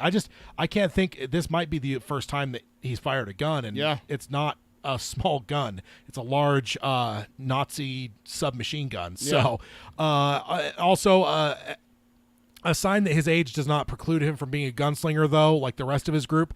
I think that this is kind of an omen, maybe, because as a reader, as we're going through here, we haven't seen Jake use a gun necessarily. And yes, as he moved through, he brought a gun with him, and it's like, oh, cool. So he got 3 guns, four members, but one's a kid. So 3 gunslingers and a kid. But this is now kind of opened your eyes a little bit where it's like, wait a minute, maybe this kid's a gunslinger too. Oh, because that's something else to grab a gun like that and control it. And use it in such a stressful situation. Yeah. So next, Copperhead lunges at Jake and got an arm around his throat, and then Oi was on him, barking and shrilly biting at Copperhead's ankle. Copperhead screams and dances away, shaking his Oi-connected leg, but Oi holds on. Jake turns to see Tick-Tock crawling towards him with a knife in his teeth like a pirate. Jake says goodbye and pulls the trigger on the machine gun, but nothing happens, either empty or jammed. And every time that happens in any story, I always think of Unforgiven, when Clint Eastwood walks into the bar and he's got the whole group there, and he has the 2-barrel shotgun, and he shoots the bartender, and he goes to shoot Gene Hackman with the second one, and it doesn't. Mm-hmm. Gene Hackman's like, misfire. Every time that happens, I think of that just line. Like pops into your head. Misfire. Like I could just picture, Tick-Tock saying that. Yeah. Jake then takes a few steps back before the big chair blocks him from further escape. Before he can get around the chair, Tick-Tock grabs his ankle with one of his hands, with the other hand moving towards the knife in his teeth. And then I had to grab a direct quote here. The ruins of his left eye lay on his cheek like a glob of mint jelly. The right eye glared up at Jake with insane hatred. Hey, King's all about grossing people out. I'm going to give him the opportunity there. Jake tries to pull away, but went sprawling on the throne. His eyes find a pocket on the side on one of the arms of the throne. And in the pocket was a pearl-handled revolver, and I will never see that without thinking of Patton, the movie, where it's like, pearl, only a pimp would hold it's ivory, So I always think of that, like pearl to me is just, it's negative in my mind now, but Mike says in the chat, if I form a band, it will be called the Oi Connected Leg. Thank you. I was happy with that. The way I built that line, I was happy about the exegesis. I thought I'd get a laugh out of Peter, but it didn't happen. Yeah. Just isn't it? I don't like to reward you because then you start doing more and more horrible things. It's not horrible though. That's a terrible joke, sir. What? oi connected leg. Well, he's got 2 legs, and one of them has a freaking rabid Billy Bumbler attached to it. So, Tick-Tock ecstatically tells him that he's going to suffer with a maniacal grin, but the surprise returns as the revolver is pointed at him. Tick-Tock screams, "You doesn't?" And Jake answers, "Yes, I do," and pulled the trigger. There's a flat crack, far less impressive than the machine gun. A small hole appears on Tick-Tock's forehead. Ticky goes on staring at Jake in disbelief with his one remaining eye. Jake wanted to shoot again, but couldn't. A flap of Tick-Tock's scalp peeled away and dropped on his right cheek. So, that's an image. That's an image. Yeah. Roland would have known what this meant, but Jake was beyond coherent thought. A dark panic was spinning in his mind, and he cringed back in the chair as Tick-Tock's hand fell from his ankle as he collapsed. So my notes here, I do love the slightly comical image of Copperhead dancing and shaking his leg, trying to get oi off his ankle. You know, shake a leg, right? Yeah, need some good image, like good music to go with it. It's hilarious. Like earlier you were laughing at some stuff, and this just seems funny to me. Yeah. Like I feel like you'd make a GIF out of this after Flanagan puts it on screen, yeah. and it would just be hilarious. My next note here, definitely not ready to see the blood-covered Tick-Tock crawling towards Jake with a knife and teeth. That is a very distinct image, and for me, it's one that I think could be very terrifying on screen. Oh, yeah. Because there's just a maniacal element of, like, crawling towards someone, but then put the knife in the teeth. Like, that's... And then he's going to be blood-covered, gooey eye on his face. That's going to be... Like, I have a very sharp image in my mind of what that would look like, and yeah, that'd be creepy as fuck. Oh, yeah, absolutely. Yeah, it's a horrible sight to think about. Even if you have a gun in your hand and you see that coming towards you, a giant of a man. Let's remember how big Tick-Tock man is. Yeah. He's huge. Yeah. Like, we're thinking like 7 feet, 6'8", 6'9", above that 6'8" to 7 feet, somewhere in there. Complete muscle, and everything like that. And he's crawling on the ground with one eye dripping down his cheek from getting popped. Yeah. And a knife in his teeth. Like a freaking like pirate. a freaking pirate. Yeah, It reminds me of a little bit. I know it doesn't match physically, but in the Two Towers, when the hobbits are being attacked by all those orcs, and the one wants to eat them, and then they get raided by the humans and stuff. Yeah. But then after that attack, the one comes after them again after he's been wounded. Yeah. And there's just I don't know, like a vicious nature about him, and it's creepy as fuck, And I just picture old Ticky being that way here. Yeah, exactly.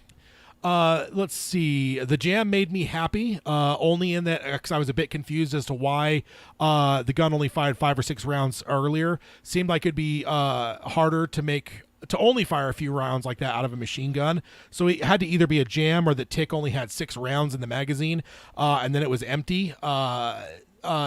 So I don't know. It just killed a small annoyance for me, the fact that it called out here now that it was a jam, because I was just like, 5 or 6 rounds, like it's like a German submachine gun, man. You lay on that trigger for a couple seconds and 30 rounds of the mag are cleared. Yeah. So like the fact that it was 5 or 6 when I was reading it the first time, I was designed to throw as much lead down range as fast as possible. Yeah. So it kind of annoyed me. So the fact that it circles back around and says that it was jammed, that makes me a little bit happy. Because I'm like, okay, cool. Like I was wondering why there's only 5 or 6. This isn't a revolver, for God's sake. This is a machine gun.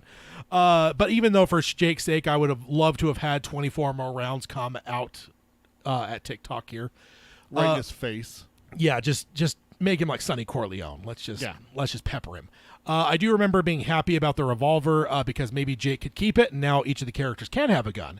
Now that we're seeing that Jake is capable of, being a gunslinger.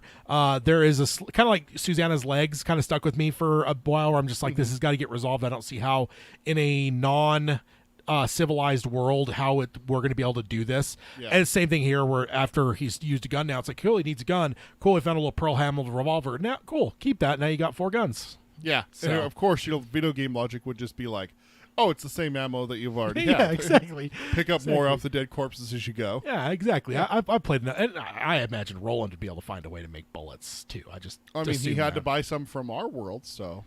Yeah, I don't know. It's very interesting. Yeah. Once again, the scalp being peeled like wallpaper feels like it is written specifically for Flanagan to adapt. That just. A lot of it is. Yeah, this section we're covering today, I don't know if it's just the fact that Flanagan's so fresh in our minds. Yeah. But to me, there's stuff in here where I'm like, this is Flanagan, man. Oh, yeah, absolutely. So, what do you got here? So I have a love-hate relationship with characters like Ticky. They do all this horrible shit, but as soon as anyone comes within 10% of doing what they did to a character, they like to wither. It's such a good way of writing, and it drives me nuts. It's like I love it, but I hate it at the same time. It's just like I'm going to torture you, and he starts pulling off people's fingernails, and then someone breaks in to rescue them, and he's like, "Hey, your turn, motherfucker!" Oh my god, no! Yeah, like, you son of a bitch! Like you're willing to give it, but you can't take any. Like Ike Clan in Tombstone. Yeah, exactly. I hate characters like that, but I love them so much because it makes me hate them. Yeah, like I can I can respect that. I've seen you fume. Oh, you have, especially with Tombstone. Tombstone, absolutely. Yeah. Drives me nuts. He's such a big, tough talking guy, and I'm like, oh, I'm gonna kill you. Then as soon as someone pulls a gun, oh my god, please don't kill me, please don't kill. Oh my god, I hate that. Oh, I love it. I was playing Red Dead last night, and there's a mission where you go and kill a buffalo, and you come up on the guys who are just slaughtering them just because they were hired to do it.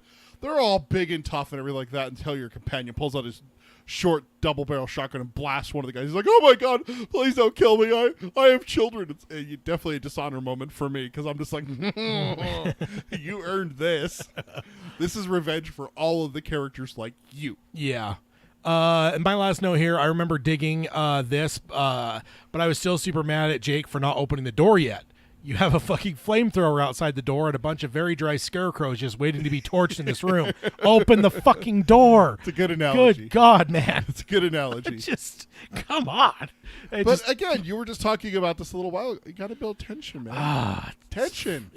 It's frustrating as hell to me, though. What you're feeling now, Ted, that's what I feel towards those characters. Yeah. That's exactly that's the right way of describing it. And then my last bit to finish the subchapter here says Jake finally remembers the door, focusing only on that. He drops the little revolver and pushes himself out of the chair as he reaches for the button that he thought Tick-Tock pushed. Hands come across his throat and pull him away from the podium. It is our old pal Gasher, who says he's going to kill him for all of this, and the disease pus-covered fingers choke Jake, and the world begins to turn gray, then purple, then black. Uh-oh. So, then I have here, finally Jake is thinking about the button. That was just... About damn time. Yeah, exactly. And then, of course, Gasher, of all fucks, is the one to stop it. Like, it just... Of course. Of course. We ready to talk about Gasher yet? Nope. Moving to this next subchapter here, 34. Go ahead. Not yet. Not yet. You got to wait your turn. So, subchapter 34, we're back with Roland. A pump starts up, and the valve wheel in the center of the hatch spins rapidly.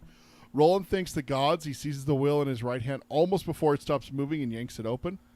The other door was open, and from beyond it were the sounds of men's fighting and Oi's barks, now shrill with pain and fury. I remember being pissed that anyone would hurt Oi the first time I was reading through this. I'm like, motherfuckers, like leave the little guy alone. Like, what the hell? Like, the little furball. Yeah, leave the little furball alone. Just Roland, get him. Yeah, and then my note, time for the flamethrower. Yeah, exactly. It looks like Hayden's in the chat with us here. He missed all the pizza talk. Yeah, he missed a couple gooey conversations here. But yeah, welcome Hayden. He says Tad is the master of building tension for what it's worth. I don't know about that. I mean, we're just reading what King's talking about here. This is true. This is true. But yeah, Hayden, you missed some eyeballs, an eyeball popping, and it being on the cheek. Is it? What does it sound like? Mint jelly? Yeah, it looked like mint jelly. Yeah. Oh man. Oof, yucky. Then my next note here, Roland's badassery aside, though, this is some Leaning Tower level chaos.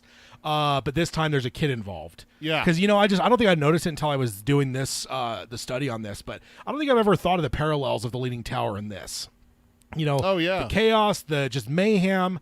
But yeah, this is obviously a little bit different because now you've got a kid involved. You also have a Billy Bumbler flailing around in different spots. But yeah, just kind of a weird parallel. I never thought of it until now. But I never thought about that. So Roland kicks the door open and sees Gasher throttling Jake. Oi had left. Copperhead was trying to get Gasher to let him go, but Gasher's boot was protecting both of them. It was protecting Gasher from Oi's attacks, but also at the same time was protecting Oi from the infection which ran in Gasher's blood. Brandon stabbed Oi in the flank again, trying to make him stop going after Gasher. Oi ignored him. Good boy, Oi.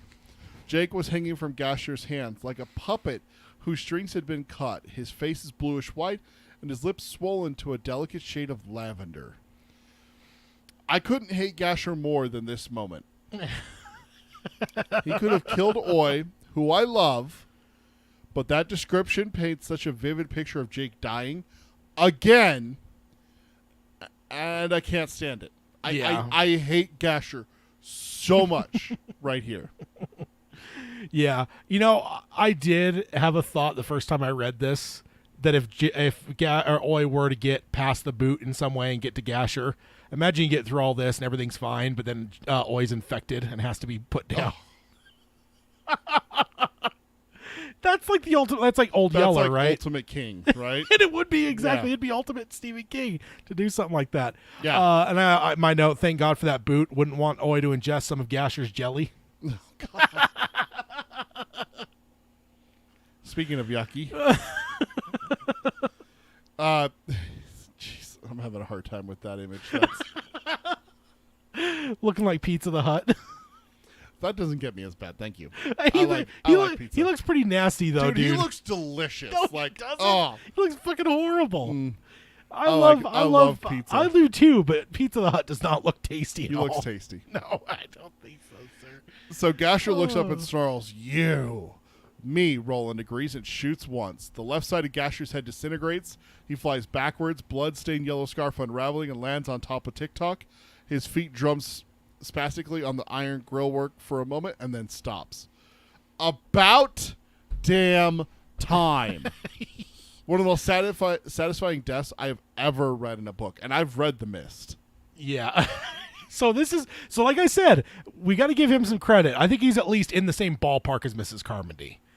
He may not be he may not top her, but he's at least in the ballpark. He's in the ballpark. I will concede. I will give you that. He's in the ballpark. Yeah. Now, if we ever did a most hated of all King and not just Dark Tower, that would be an interesting. You'd be surprised by who my top pick is. No, I mean in terms of vote, that'd be an interesting vote to see how that all. I know voted out. you'd still be surprised on who would get my vote. Really? Mm-hmm. It has to be Mrs. Carmody. It has to be. Next up, or my note, I guess, definitely a cheering moment when we finally see how that motherfucker die. I can only imagine what this would look like on screen, and the jubilation of everyone watching. This would be something that when this episode aired, I would be going to watch as many YouTube reaction videos as possible. Oh, because there's a lot there for you to. Because if they drug in. this Gasher stuff out for 2 or 3 episodes, dude, people would be just ready to absolutely light this guy on fire. Oh yeah.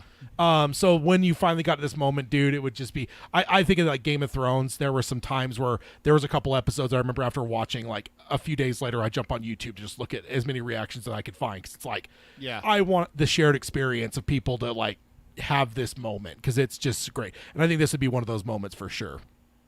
For me. Yeah. All right. What's next? So Roland shoots Brandon twice, fanning the hammer of his revolver with the flat of his right hand. He had been bending over to stab Oi again, and he spins around and hits the wall and slides down, clutching one of the neon tubes. Green swamp light spills out from between his loosening fingers. Gasher should have got more bullets than just one, just saying. Should have been a slower, more painful death. Like kneecap, elbow, wrist. Let him bleed out. Shoulder. Hayden says, Peter, who do you love more, Oi or Chewie? Chewbacca. Really? I'd get a tattoo of Chewbacca. Yeah? Absolutely.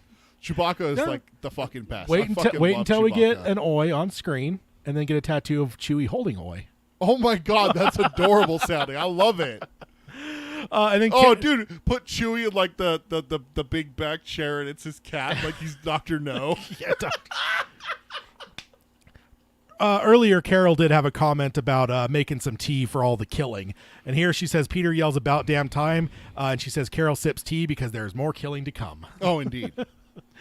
Okay, sorry, where did we leave off? We're on your note right after Gasher should have got more bullets than just one. Okay. In very short order, comparative to Gasher, this Brandon clown got some hatred from us, especially stabbing Oi. Right, because again, Gasher had a lot of time to build up his hatred. Tick-Tock almost immediately jumped pretty high on our list. Yep. Does Brandon probably get some credit here for being the one that's sitting there stabbing Oi? Gasher hasn't actually hurt Oi at all. No, he tried to punt him. But he's here stabbing him in like the flank and stuff like that. Yeah. Gasher tried to punt Oi early on, though. or on the bridge. That's true. He did. Maybe he was just trying to pay back Jake for the vicious Stop attacks. So. Stop it. What we got next? Oi limps to Jake and begins to lick his steel face. Copperhead and Hoots had seen enough. They ran side by side for the small door, which Tilly had gone to get water. Wrong time for chivalry. Roland shot them both in the back. He would have to move fast and didn't want to risk getting ambushed by those two if they should rediscover their guts. I have a note here. I guess some would say that it's cold of Roland to shoot someone in the back who is running away. But with me, I always see it as killing your enemy unless they surrender to prevent future fighting. Running away is a sign that they don't want the battle over, but to regroup and come at you again. Yeah. Like, okay, it's different if someone goes, I surrender. Like, okay, spare me. I'm sorry. I want nothing to do with these guys. It's just how I had to survive. You know, that's different. But if they go, oh, shit, I got to get out of his line of fire because then I can pull my gun and I can shoot him. That's how I think, and that's what Roland says here even. Like, doesn't want them to be able to have time to rediscover their guts. Yeah. So I can see where people would give Roland shit. Like, dude, what a coward. He shot him in the back. But didn't he like, shoot people in the back in Tull? Wasn't there some people we do have a note about that there's later, some people so there's some people that threw down and ran at a certain point, yeah, right? I have a note about it later. You did mention that in one of your subchapters, but yes, I looked it up. He absolutely does. And again, so it's not out of the question for Roland. Right. This again, isn't a new. Again, it's not for me. It's not a. It's not like a vindictive. It's like this isn't the time for chivalry. But for me, I don't see that as being chivalrous. Not being chivalrous if you shoot someone in the back and they go booby trap something if you let him go. Exactly. I see it more. You're not being chivalrous if you shoot someone who's surrendering. Yeah. So for me, I think there's a difference there, distinction between shooting someone who's surrendering and shooting someone who is just gonna run away. Because run away, live another day. Yeah. Live to fight another day. Or like the Mongolian thing where they tricked how many people in the West where they would fake a retreat and then they would start to follow them and they would have an ambush set up. Exactly. So it's like there's been enough times where it's like a retreat has led to that kind of thing, a counterattack or something like that, or an ambush, and so or they live to fight the next day. You're fighting and then the next day the guy who ran away on day one battle, all of a sudden he's there on the front line day two with a new rifle and stuff like that. Like the guy that killed Uncle Ben. Yeah, Spider-Man would have just stopped him. Stop him! No, he was running away. He didn't surrender. No, I know, but he should have backshot that guy. He should. Yeah, okay. Would have saved Uncle Ben. Ben. No, exactly. Yeah, he didn't surrender. Shoot him. Take him down. So what do you got here? Last. Yeah. So for the last little part of this subchapter, right then a cluster of bright orange lights come on, and an alarm starts to go off in broad horse blats that battered the walls. After a moment, the emergency lights start to pulse in sync with the alarm. Why is this so unsettling for the light and alarm to come on separately, but then to sync up? I've never caught that before. I think you know what it is because it feels not mechanical. Yeah. If it were a machine just doing it, it would all be synced. But the fact that it's not makes it like, wait, is there like an intelligence here that's? It feels like the alarm goes off, the lights go on, and then the alarm starts to go, and they're off, and then they go, oh wait. And then they sync, yeah. That's not natural. That's not normal. That's feels like unsettling. That feels more like haunting more than like technology. Yeah, is what it comes down to, right? Yeah, and that feels like Amityville horror type stuff to me. So yeah, like if you're looking at something that's kind of weird, you have a sound coming from something and a light, and then all of a sudden they sync up perfectly. It's like, oh, what the fuck? Yeah. No. Yeah. All right, moving over to subchapter 35. We're back to the Deans now. Eddie and Susanna, Eddie returns to Susanna. I think he had gone off to fire some shots to let them know. Let them know that where they were. So as he's returning to her, the alarm begins to blare. So this is probably telling us this is citywide.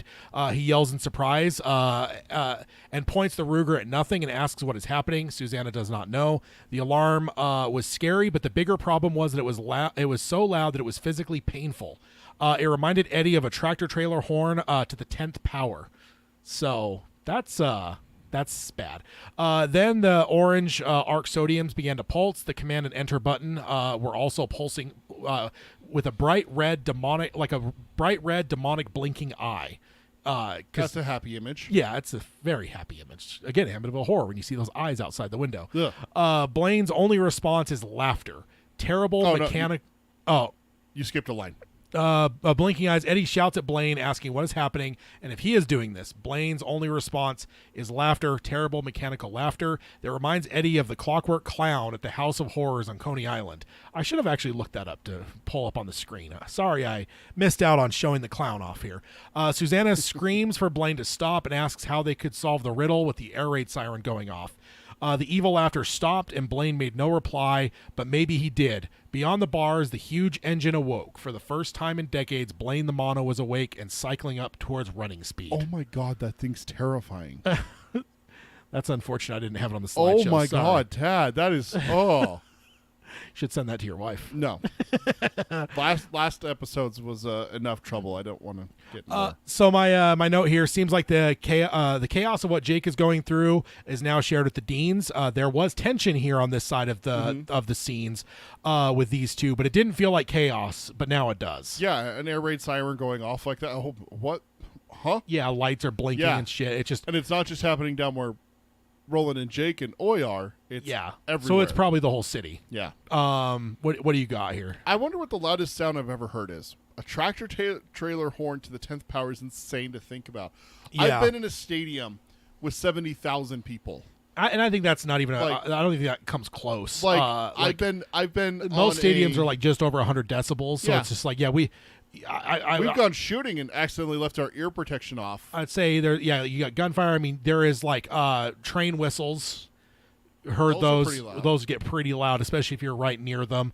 I have a bed next to an airport where a plane was landing, and I was outdoors when it happened. That was pretty loud. Low flying airplanes. Like especially like a big jet. You know? Yeah. There's it's crazy. It just makes you wonder when you hear stuff like that, like a tractor trailer or. It says tractor trailer. I keep thinking semi truck. That's what it. That's what we call them, is semi trucks. Yeah. Hearing a semi horn times 10. Yeah. Those are not quiet horns. Those are loud horns. All I can think of is The Simpsons, where Bart gets all the megaphones back to back to back to back to back to back to back, and then like blows up everything. So the laughter here is exactly why I focus. What I focus on when I say Tim Curry or Mark Hamill needs to be the voice of Blaine. Oh yeah. Because both Tim Curry and Mark Hamill. Great laughs. Can have some very, very good laughter. And the best part is they've done multiple different laughs over different characters. So you could get something original or something a little bit familiar. Yeah, exactly. And also, I love the way that King writes that tail end. It feels both monumental, but also so goddamn sinister. But the sinister part isn't fully obvious. It's not like the Dutch Hill Mansion, but it sure feels like it's in the same ballpark. Yeah. Like there's just something about Blaine turning on for the first time in decades. Just I don't know why it's sinister, but it is. It just feels monumental and sinister. So absolutely not a fan. And this next subchapter, we're going into subchapter 36 now, is just exactly what you're talking about here, except dialing it up to an 11, because this gives us even more reasons for concern. So the alarm, which was an air raid siren, hadn't even been tested for almost 1,000 years, covered the city with sound. So there's confirmation. It is the entire city. All the lights that still worked came on and started to pulse in sync. There's something ominous about that. Not just emergency lights, but all of them coming on and whoa at the same time. I think it'd be disorienting. It's the sound and the lights. We've seen that. We've seen that in like the one that comes to mind is like spaceship movies, kind of like Alien. Yeah. Something's wrong. Dead Space, the video game, has stuff like that where like the lights are pulsing and it's in sync and it's very unnerving. Yeah. Oh yeah. Definitely. Pubes above the streets and grays below them were all convinced that the end that they were scared of was finally upon them. The Greys suspected some cataclysmic mechanical breakdown was happening. The Pubes, who always thought ghosts were in the machines and would one day rise up and get vengeance on the still living, Pubes were probably closer to the truth. It's an interesting fact that King says that. Yeah. Yeah, the ghosts and the machines, man. Yeah. My note here, I've never thought about it until this time going through. How many Greys do you picture? I think there's a whole community. I think there's probably outnumbered, but I think that, like maybe thousands to tens of thousands. But I think, obviously Pubes have been killing themselves like daily. Yeah. But I just I've never really considered that like it's just this like 12 people or whatever. I always picture Tick-Tock's main crew, and then like maybe 10 or 15 more. No, I picture there was probably a number of them. I don't know why. I don't know. I just like there's nothing in the text, I don't think, but I think I've always just suspected that, like, I don't know. Hayden's not wrong. He says it seems any set of glowing eyes gets Peter. Haha. Yeah. I don't do a beast, and glowing eyes is a telltale sign of a beast. So that's probably why I'm so unnerved by all of this. But no, yeah, I just always thought that Tick-Tock's crew, that's why they have to do the drums. They're really, really outnumbered and everything like that. So I picture maybe I just was too drastic because we don't see many. Yeah. Even in the next little bit here in the book. Yeah. We don't see, like, all of a sudden 30 guys come rushing into the room or anything like that. So we do see some. So but, yeah. I don't know. And the question would be is Tick-Tock over all of the Greys? That's the other. I don't know. It's interesting. I don't think there's anything in the text necessarily. No. It would all just be speculation. But yeah. And then my note here, man, I thought that room was chaotic, but now it's like the entire city is devolving into utter chaos. Yeah. Just nuts. And also, small note there when it says the alarm had been tested in 1,000 years. Like, consider that. Like, think about how advanced this city is compared to our realm. I mean, yes, it's broken down over time, but at its height, this would be super futuristic even for us today. So they were super futuristic 1,000 years before where we're at. They had an air raid alarm built 1,000 years ago. Well, it wasn't even. It says it wasn't tested for almost 1,000 years. It hadn't been tested. It tested exactly. So it had been built and just not tested for over 1,000 years. So that means that the technology existed before that. Yeah. So it's nuts to me because because this city is nuts, and to think that it's 1,000-something years old is insane to me to think about. So what's 1,000 years ago for us?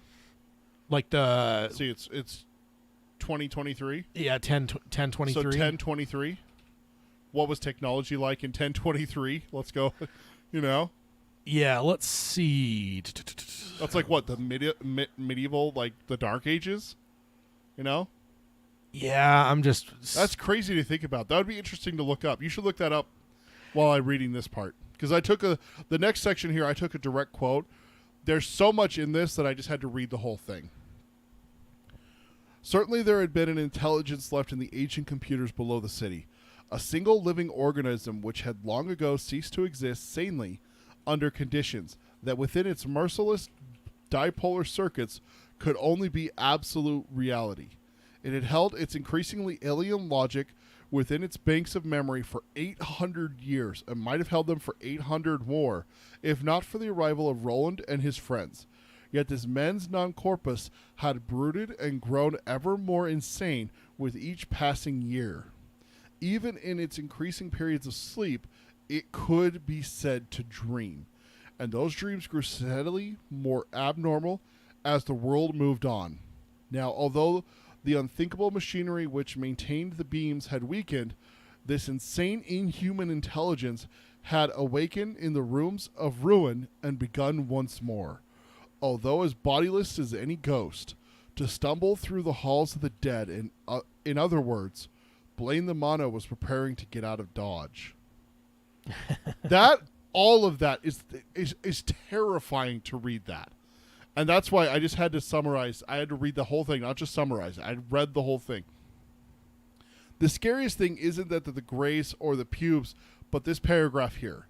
Something, not someone, something was basically the ghost of the pubes we're scared of.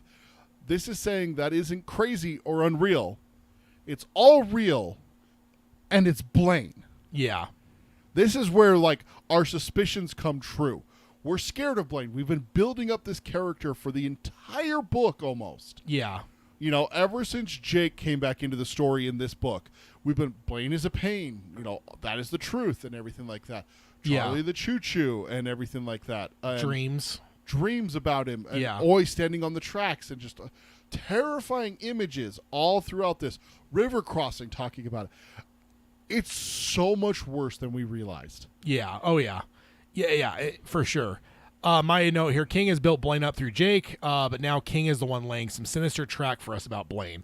Very unsettling, because I think it's all been Jake for the most part, right? Everyone else accepts that Blaine exists, but Jake's the only one that really has a vibe about Blaine. Except for River Crossing confirmed that there were trains. Yeah, but not that they were sentient or anything like that. Yeah, so I just think that in general it's all been Jake, and now King himself is kind of just telling us as an audience that, you know, Jake wasn't wrong, the pubes weren't wrong, like this is all very bad. Very, very, very good, very well done by King there. Absolutely. So now jumping into the last subchapter for this section, we'll be doing subchapter 37.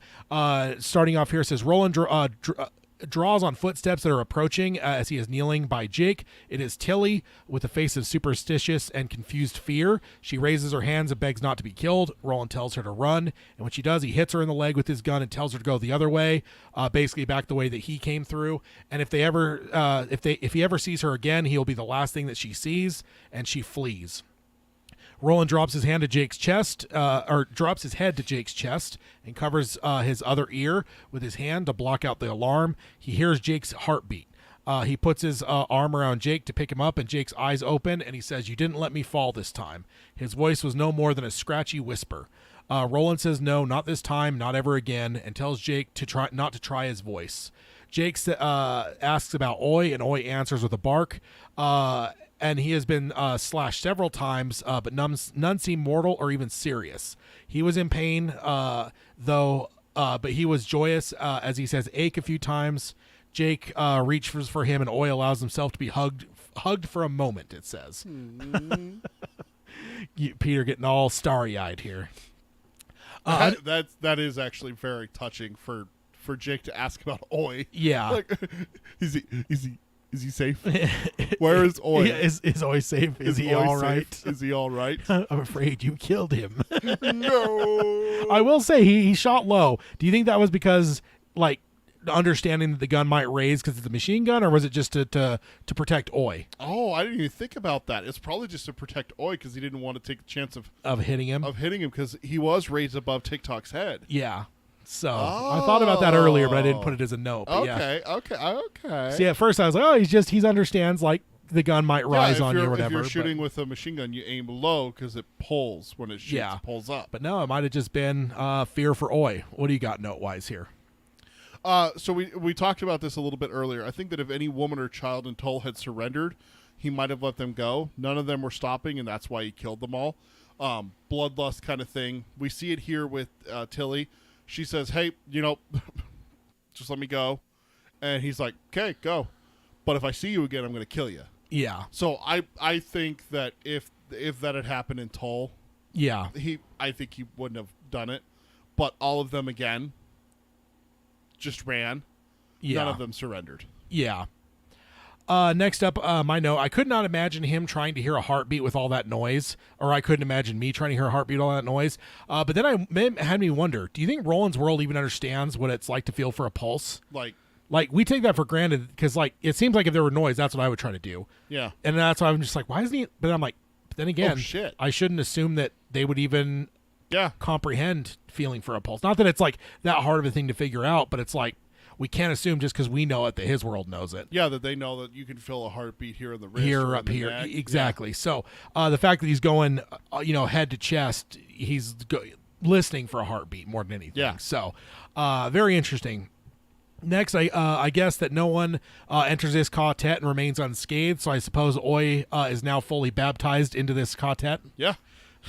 Got to go through the hazing process first. The ringer, ringer, yeah. This quartet's ringer, yeah. Getting stabbed a few times in the side. That's what gets it in for. Fight naked, get your feet all cut up, have your mind completely broken down and rebuilt. Yeah, having to shoot a giant bear. Have your fingers eaten. Yeah, exactly. We're talking physical, not mental here. We're I guess with Susanna it would have been mental entirely. Yeah. So, but still, that's her husband is right up there at chewing level. So, nom nom nom. So next up, Roland got up and looked around and fixed his gaze on the door on the far side of the room. The men he had backshot were heading in that direction, and the woman that he had wanted to go that way. So Roland went towards the door with Jake in his arms and Oi at his heel, not on his heel. That's good. Yeah. He kicked one of the dead bodies aside as he went by. They Should have been Gasher. They moved into a dirty kitchen. Jake asks for a drink, and Roland feels a queer doubling, as if time folded backwards on itself. He remembers coming out of the desert and passing out and waking up to the taste of water. Jake had taken his shirt off and soaked it from the pump and had given him a drink. Now it was time to return the favor. He saw a sink and went over to it, turned the faucet on. Roland asked Jake if he could stand, and he said he thinks so. He set the boy down and was ready to catch him if he fell. Jake stuck his head under the faucet and drank. Roland picked up Oi and looked at his wounds and thought that Oi got off very lucky.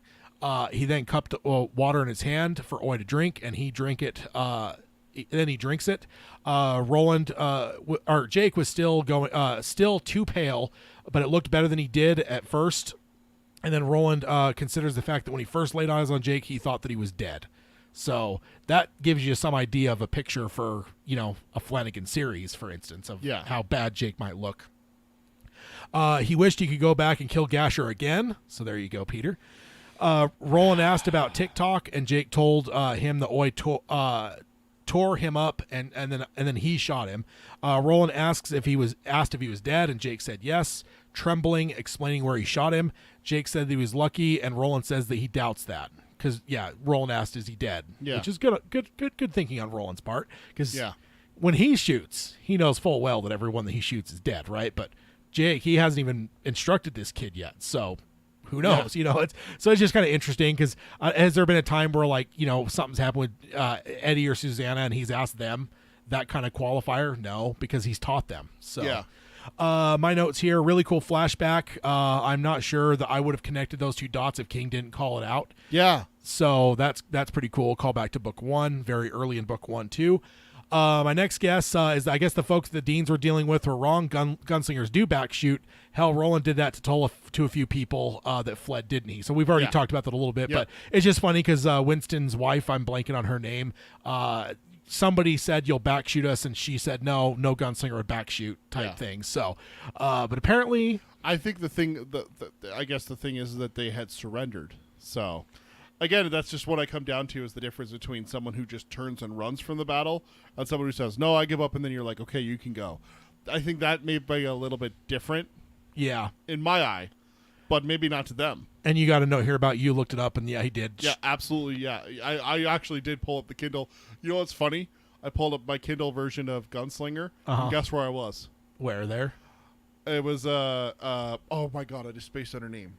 Pittston is shrieking, he's the interloper, and I'm like, oh my god, that's a little on the nose there, isn't it, King? Geez. Looks like Hayden's got to run. Good to have you, Hayden. Glad to have you join us here on a book club. Thanks, That's fun. Hayden. Have a great one, man. Let's see. So my next note, I was certain that Oi was dead, and I was kind of concerned that Jake might be as well, if no other reason than history repeating itself. It's as we were going into this whole section. So this is the first time that I'm able to kind of breathe a sigh of relief. Roland's checked Oi, sees that the wounds, because ultimately that King could also do that too, right? Feels like you're there, but then you suddenly look and Oi drops or something like. So the fact that Oi is inspected by Roland here, sees that the cuts are superficial.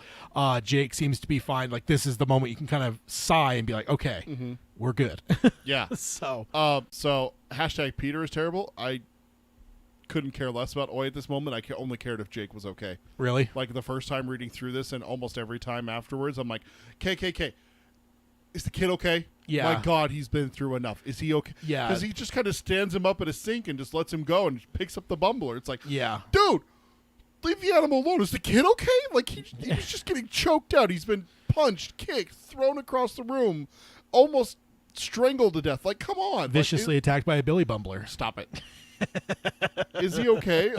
I honestly was just I was a little frustrated my first time through. Just I don't care about the bumbler. Is Jake okay? Yeah. Yeah, no, that's I could definitely see that. So next up, Jake asks where they are going. Roland points toward the hatch and says that way to start. Then a voice booms from everywhere saying gunslinger. Roland wheeled around, one arm on Jake, one still cradling Oi, but there was no one around. Roland asked who was speaking to him in a shout. The voice demands Roland's name to name himself, and he does, and asks again who is speaking. The voice answers that Gilead is no more. Roland spots some concentric rings on the ceiling and realizes that's where the voice is coming from, which is kind of an interesting little ability, because I don't know that Roland perceives speakers like we would, but the fact that he's able to kind of trace the voice, as even though it's booming from everywhere, but he's able to like zero it in on that. I just feel like that's kind of maybe an underrated Roland superpower here, that he's able to figure that out. I think Eddie or someone would have just been like, oh, that's a speaker, right? Well, we know that his eyesight's amazing. Yeah. So, it makes sense that his hearing would be amazing as well. Then it says, the voice continued that no gunslinger had walked in-world or mid-world for almost 300 years. Roland says that he and his friends are the last. Jake takes Oi from Roland, and the bubbler begins to lick his face with eyes of adoration and happiness. Jake whispers, asking if it is Blaine. It is Blaine, isn't it? Roland nodded, but figured Blaine was far more than a train. The voice then asks if he is Jake of New York. He confirms that. Blaine asks if he still has the book of riddles. Jake is dismayed to realize he no longer has his backpack, but then he looks up and Roland is holding the bag towards him. Roland tells him that he will have to fix the straps because he had to make them longer, but both the books were still there. Blaine asks what he has, and then they realize that he can also see them as well as hear them. So that's unsettling. Yeah. Roland spots an eye of glass in the corner, and both he and Jake are uneasy about this. The voice was smart, playful, but something was terribly wrong with it. Jake confirms that he has the books. Blaine says good, with very human satisfaction. Ugh. So, isn't it weird when robots emote? Yes. Like in Star Trek Next Generation, when Data starts getting like emotions and stuff like that, it's so off-putting at first. Like, you get used to it after a few episodes, where he's like more human and everything like that. But the first little bit, it's just like, I don't like this. Yeah, that's not good. I don't like that. It's not good. Definitely a shock here. Did not expect Blaine to be anything but a train. So the fact that he is seeing, talking, and listening this far away proves that he is a whole lot more. Yeah. Because, I mean, up to this point, if we had any indication that he'd be anything but just that train? No. So, I mean, we had that. Because shouldn't they then be afraid of the whole city and not just the cradle? Because they were scared of the cradle. Yeah. The people are experts on this city. So that would make me think that they've not really seen Blaine outside of that realm, and they're all scared of it. But now we're starting to learn, like, no, Blaine's I actually everywhere. took a note down in response to what you said. Yeah. Especially after the previous subchapter about Blaine being the ghost in the machines, and that he is, quote, a single living organism which had long ago ceased to exist sanely. And then also, grown ever more insane with each passing year. And it talked about him sleeping for 800 years, not nothing for 800 years. Yeah. So along the lines of what you're talking about, yes, they only saw the cradle because that's like the central for Blaine. Yeah. But he is everywhere, and he's just been slumbering for 800 years. Yeah. He's that resting giant kind of thing. But the fact that a single living organism, which had long ago ceased to exist sanely, and he's in every machine, and we just got a hint of that. What he controls, the speakers, the camera, and everything. All like of that. it, yeah. And a little bit more here coming up in this next section. Yeah. So then I've got a note, 300 years since the last gunslinger is widely known. Again, it makes you wonder how old Roland is. And with all the time disparity, is that just the time after the palaver with the Man in Black, or is there more to Roland when it comes to age? Just strange. Is it 300 years pre-Tull? Or is it 300 years post the palaver with the Men in Black? Yeah. Like, is it only 20 years? Yeah. And when he gets to Tull, but then he's a hot 270 years in the palaver with the Men in Black? Or is it 300 years that he gets to the palaver with the Men in Black and no time actually passes? Yeah. It's so... I go back and forth which way I prefer more every time. But then also time's so strange in this world too, right? That's something Roland constantly says, yes. Yeah. Then my last note before moving on here, very creepy to realize that you're not only being heard but being watched. Oh, yeah. You know what would be worse, though, is if it wasn't revealed that way, but they sensed it. They could just feel. You know that feeling when you're being watched. Like, imagine that. That couldn't have worked in this kind of chaos. I think that would have been better if it were like a dark, sinister, like corridor or something, and then they just kind of feel that something's watching them. That would have been a different story, obviously. Yeah. But yeah, that's creepy shit. Or that something's looking at them from under the stairs inside the crate. Yeah, exactly. Yeah. Good old Fluffy. No. A scruffy man appeared in the doorway on the far side of the room with a blood-stained scarf flapping from his arm. He screamed about fire in the walls and did not realize that Roland and Jake were not Tick-Tock's goons. He says smoke is in the lower levels and people are killing themselves and everything has gone wrong. The door of the oven dropped open like a jaw, and a thick beam of blue-white fire shot out and engulfed his head. His skin boiled on his face. So Raiders of the Lost Ark. yeah, exactly. I should have got that. See, We just missed that for Hayden, too. Dang it. yeah. Jake reacts as you might imagine, and Roland steadies him. Blaine says he interrupted him, and that was rude. Roland agrees. Blaine tells Roland that Susanna said that he knew a great number of riddles by heart and asked if that is true. Roland says yes. One of the nearby rooms explodes, and the floor shudders from it. Just adds to the... I would be freaking out a little bit. Yeah. Then the siren dulls for a moment, but then returns to full steam. Blaine asks for one of Roland's riddles serenely, as if they were sitting peacefully in a village, and not under a city that is coming apart at the seams. Roland recalls one, Cuthbert's favorite. What is better than all the gods and worse than old man Splitfoot? Dead people eat it always. Living people who eat it die slowly. There was a long pause, and then Blaine tells them to be careful, and that these are the drawers, and to go slowly and be careful. Jake looked at Roland, and Roland appeared to scratch his nose, but his finger covered his lips, telling Jake not to speak. Blaine says it is a clever riddle, and the answer is nothing. Roland confirms the answer and tells Blaine that he is clever. Blaine asks for another, and Roland hears the greed that Eddie heard earlier. Again, emotion from an artificial voice. Not good. Not a fan. Roland says, not right now. Blaine gets upset and says refusing him is rude, which, as we can see, rude is not a thing that Blaine likes. Roland says to take them to the Deans and help them out of Lud, and there will be time for riddles. Blaine says that he can kill them, and Roland says that he would not get any riddles. And Blaine mentions the book, and Roland says thievery is ruder than refusal or interruption.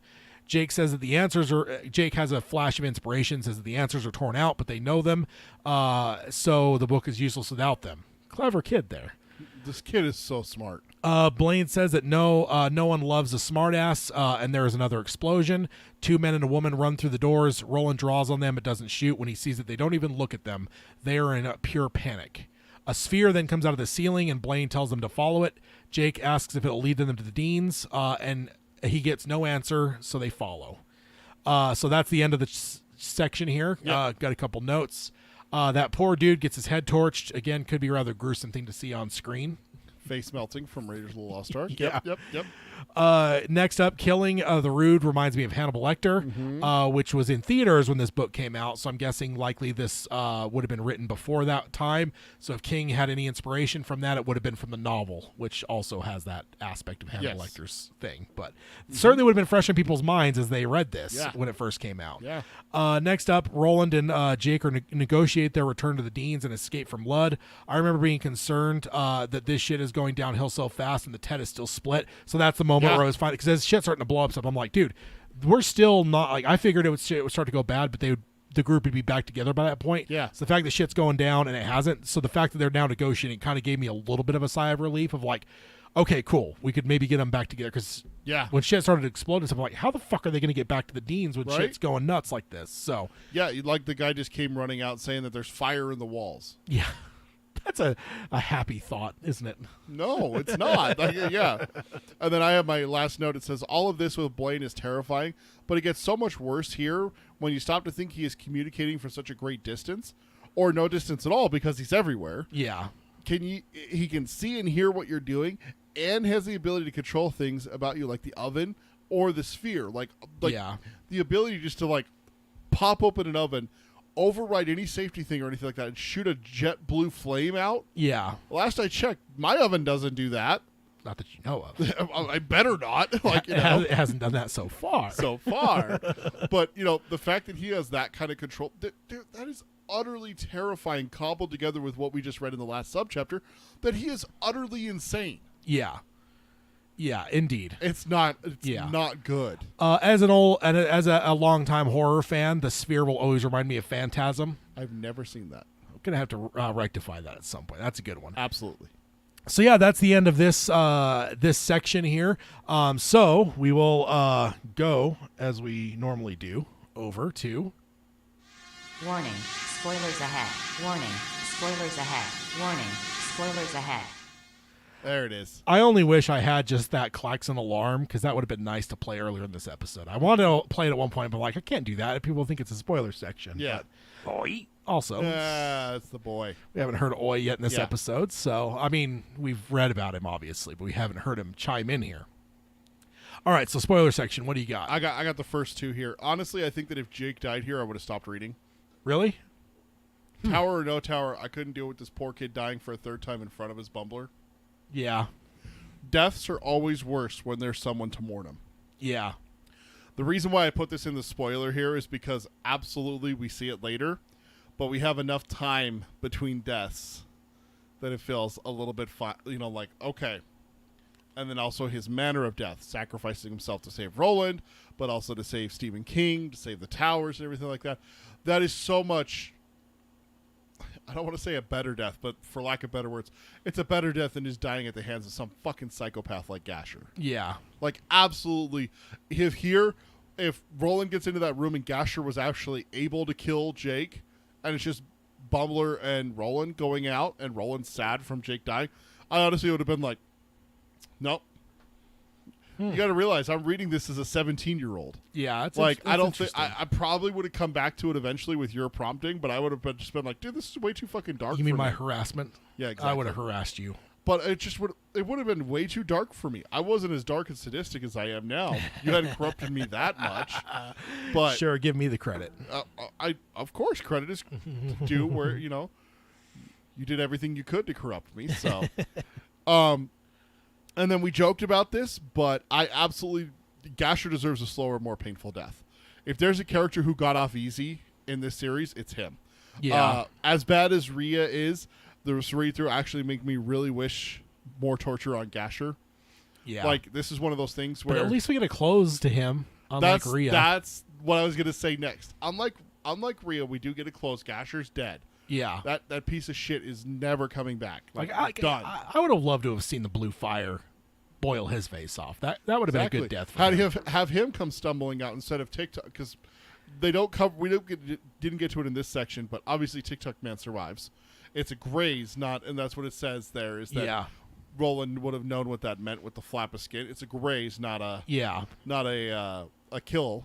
Yeah, because it was a smaller round. Exactly. So I would have loved to see that happen to Gasher, and then him come stumbling out and interrupt, and then he gets. But dude, his face we would have been so pissed if we got this a little bit further out of that whole battle and scrum, and Gasher hadn't died. Yeah, dude, like we would have been.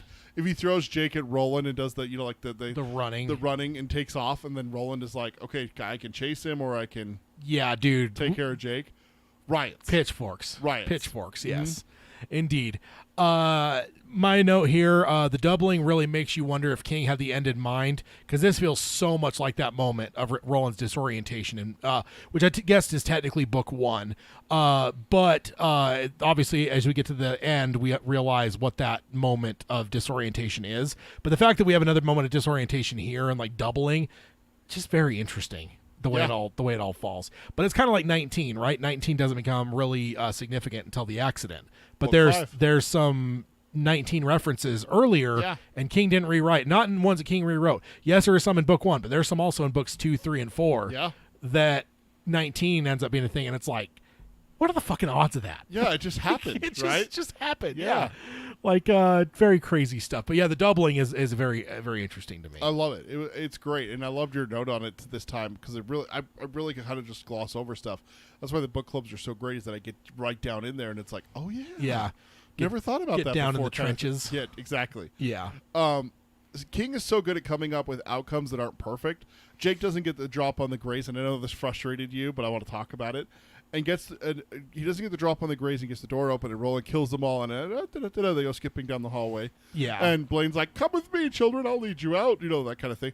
He does this so much throughout the series. We should have known the ending wouldn't be neat and happy. Yeah, no, it's true. We should have known when we got to book 7 and everyone's still alive.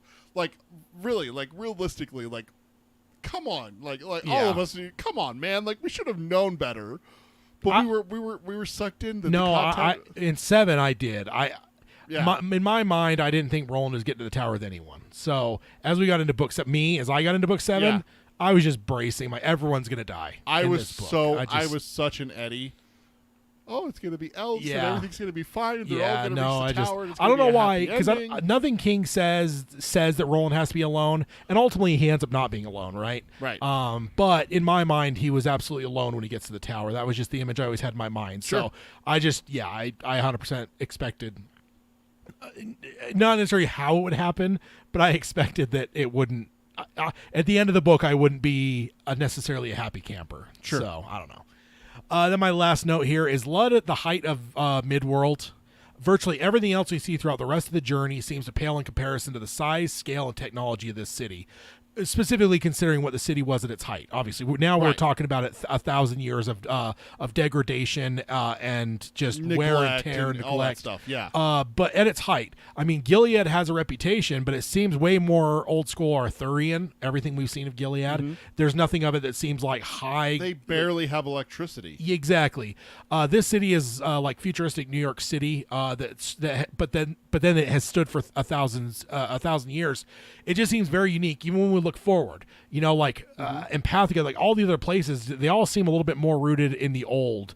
But this one just seems so futuristic that it's like, is this like, not necessarily that it's like, oh, this is the spot of power because that's Gilead, but is this like the technological height of this world that we see? Because everything else we see, it just feels, even when you see stuff like gas pumps or oil derricks, it all feels very in our time. This feels beyond us. This feels like if we saw this city in a movie, it would have to be not necessarily that Lud the way we see it, but if we took Lud, move it to its height, put it in a movie, it's going to be a fucking futuristic metropolis type.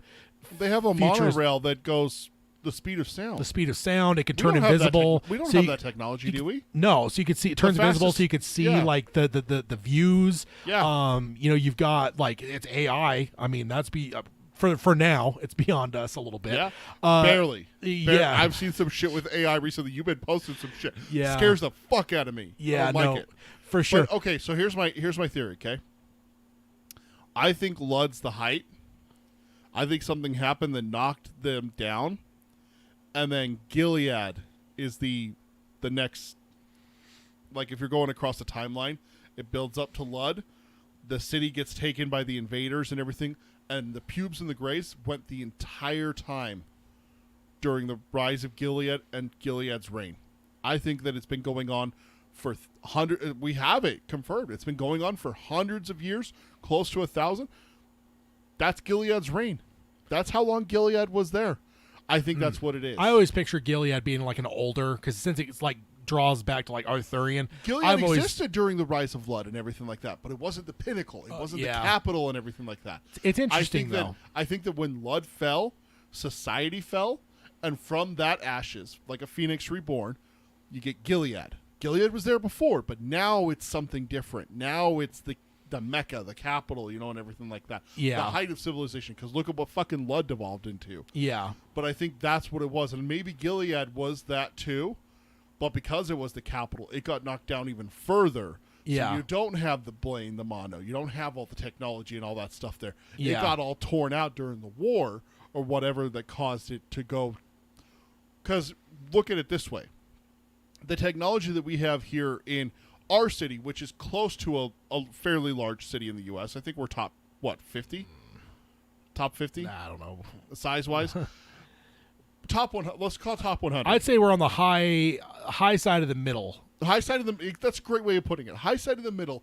Yeah. And look at the technology that we have here in the urban area outside of the city. Yeah. But look at the technology that you have when you go downtown fucking Los Angeles or downtown New York City or downtown Shanghai or London or Paris or something like that.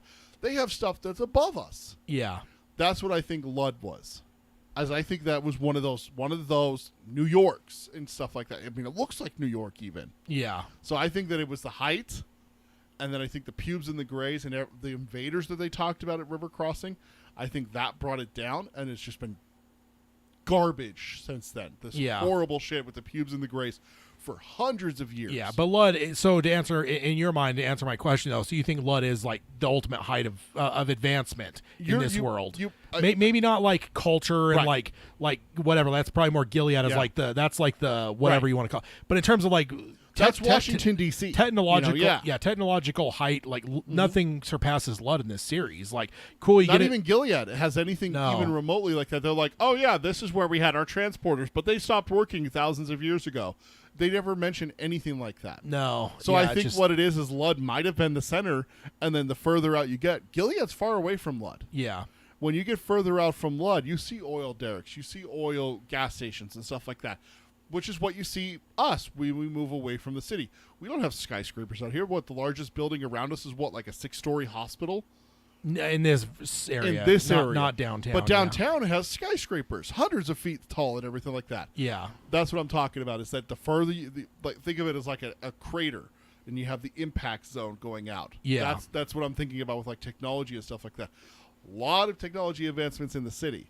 Very few going when you get into the the farms and stuff like that. There's not that much in, Iowa or Kansas where Cody's from, and stuff like that. It's not the same as being in downtown New York City. Yeah, it's true. Interesting stuff. Yeah. Yeah, but no, that's it. That's it for this episode. Well, you didn't answer. What do you think? I think it is. I think that, I'm trying to, cycle through the different things that we see. Mm-hmm. We get the whole Oz thing, but that's kind of more that's flat fantastical. That's not real. That's flat. There's Empathica. There's where Dandelo's at. Yeah, there's, Dandelo has some pretty high technology there with the snowplow and stuff like that. Yeah, but it's not that feels futuristic. That feels very us. Very us. Yeah, yes. very us. Exactly. And that if he had hopped out of a hover snow track, kind of thing, exactly, then we'd be talking. But King kept that away. It's only in Lud that you see that stuff. Yeah, and there's small little sprouts of technology. Obviously, you get Andy the robot in. Wolves. So I didn't think about that. The wolves are high technology. Those are high, yeah. But there's I think all those things are there's smaller aspects of technology in other places, but it just feels like Lud's this massive collection, and I just don't think that there's any other location that is as technologically advanced throughout the rest of the story. You do see a little bit in. I just thought of this in where they come through in book 7, and Ted Brodigan, Dinky, and Shimi are waiting for them. You do see a bunch of ruined shit there. It just had degraded, and no one had cared for it and everything like that. You didn't have a Blaine to keep stuff, semi-working. So I wonder if some of that was the technology like what we see in Lud. Yeah. And the wolves, obviously, and Andy the robot. You make a valid point. Those are some of the only stuff otherwise. Because I think that, and I have no qualms that there's technology other places.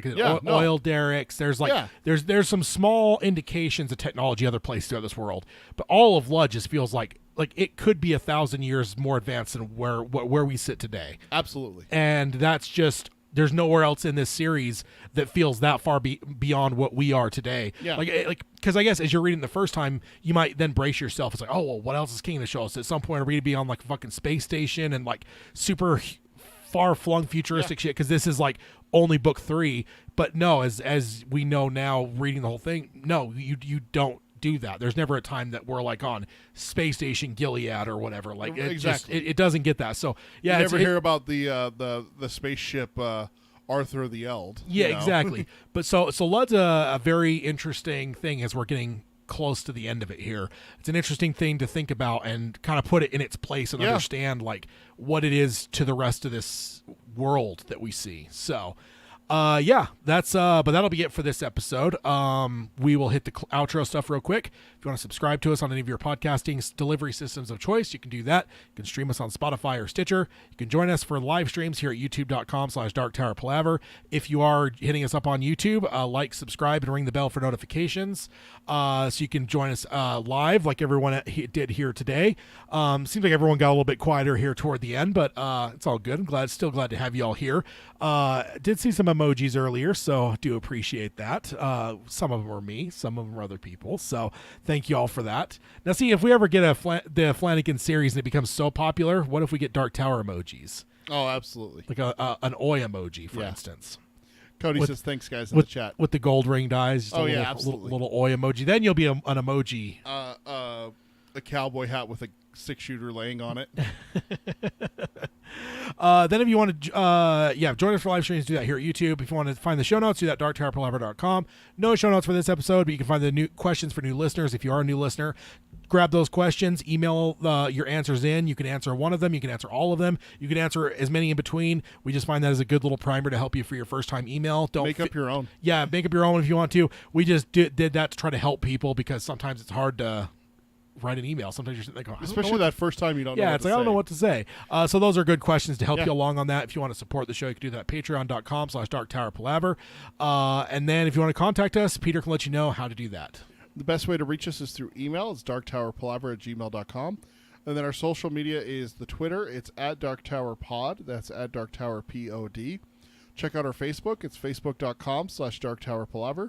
Instagram is darktowerpalaver, all one word, no spaces. And then check out our merchandise on tpublic.com/user/darktowerpalaver. Thank you, Cody, for the emojis in the chat there. He's even trying to make a dark tower emoji. There's a tower, but it's not dark, so he put black there next to it. So. Oi. Good boy, Oi. Way to rescue Jake. And now Oi has been through most of the abuse now. We can go through a while before having to worry about Oi too much in these book clubs. So this is the best... he doesn't really get a lot of abuse until the very end, right? He goes through pretty unscathed the rest of the way. I mean, he almost gets hit by a taxi. Yeah, it's true. That guy gets what he deserves, though. But we will sign off here on the podcast, as we always do, by saying long days and pleasant nights. Long days and pleasant nights, folks. All right, everyone in the chat, thank you guys for joining us. You guys are awesome. Always love having you guys along with the conversation here. A lot of good. We had a lot of tangents too. I feel like we spent almost the first 30, 40 minutes on tangent stuff. I thought we were going so long. I thought this was going to be close to a 3-hour one. I looked out at the clock and I'm like, oh. Yeah. Oh. Even with the tangents. But yeah, no, we appreciate it though. You all know, you guys know us long enough. You know we love tangents, so we do appreciate them, whether they come from us or whether they come from you guys. So tangents are my favorite fruit. Oh, that's awesome. So yeah, long days and pleasant nights. We will see you guys in a fortnight. We will be back here for a roundtable. Got a lot of good stuff to catch up on because we haven't. I guess we've had one roundtable this year so far, but do we have a ton of news so far? Do you know? I don't know. I got to tease something. Go on. I got a subject that's been brewing for a little over a month that I'm itching to talk about. All right. And I'm not talking to you about it beforehand. I'm dropping it on the episode. All right. So there's the tease. You got it written down, I hope, so you don't forget. Down. Okay, good, good. So yeah, we'll see you guys in a fortnight. We'll be back here, same time, same bat channel. See you guys. Yeah, bye.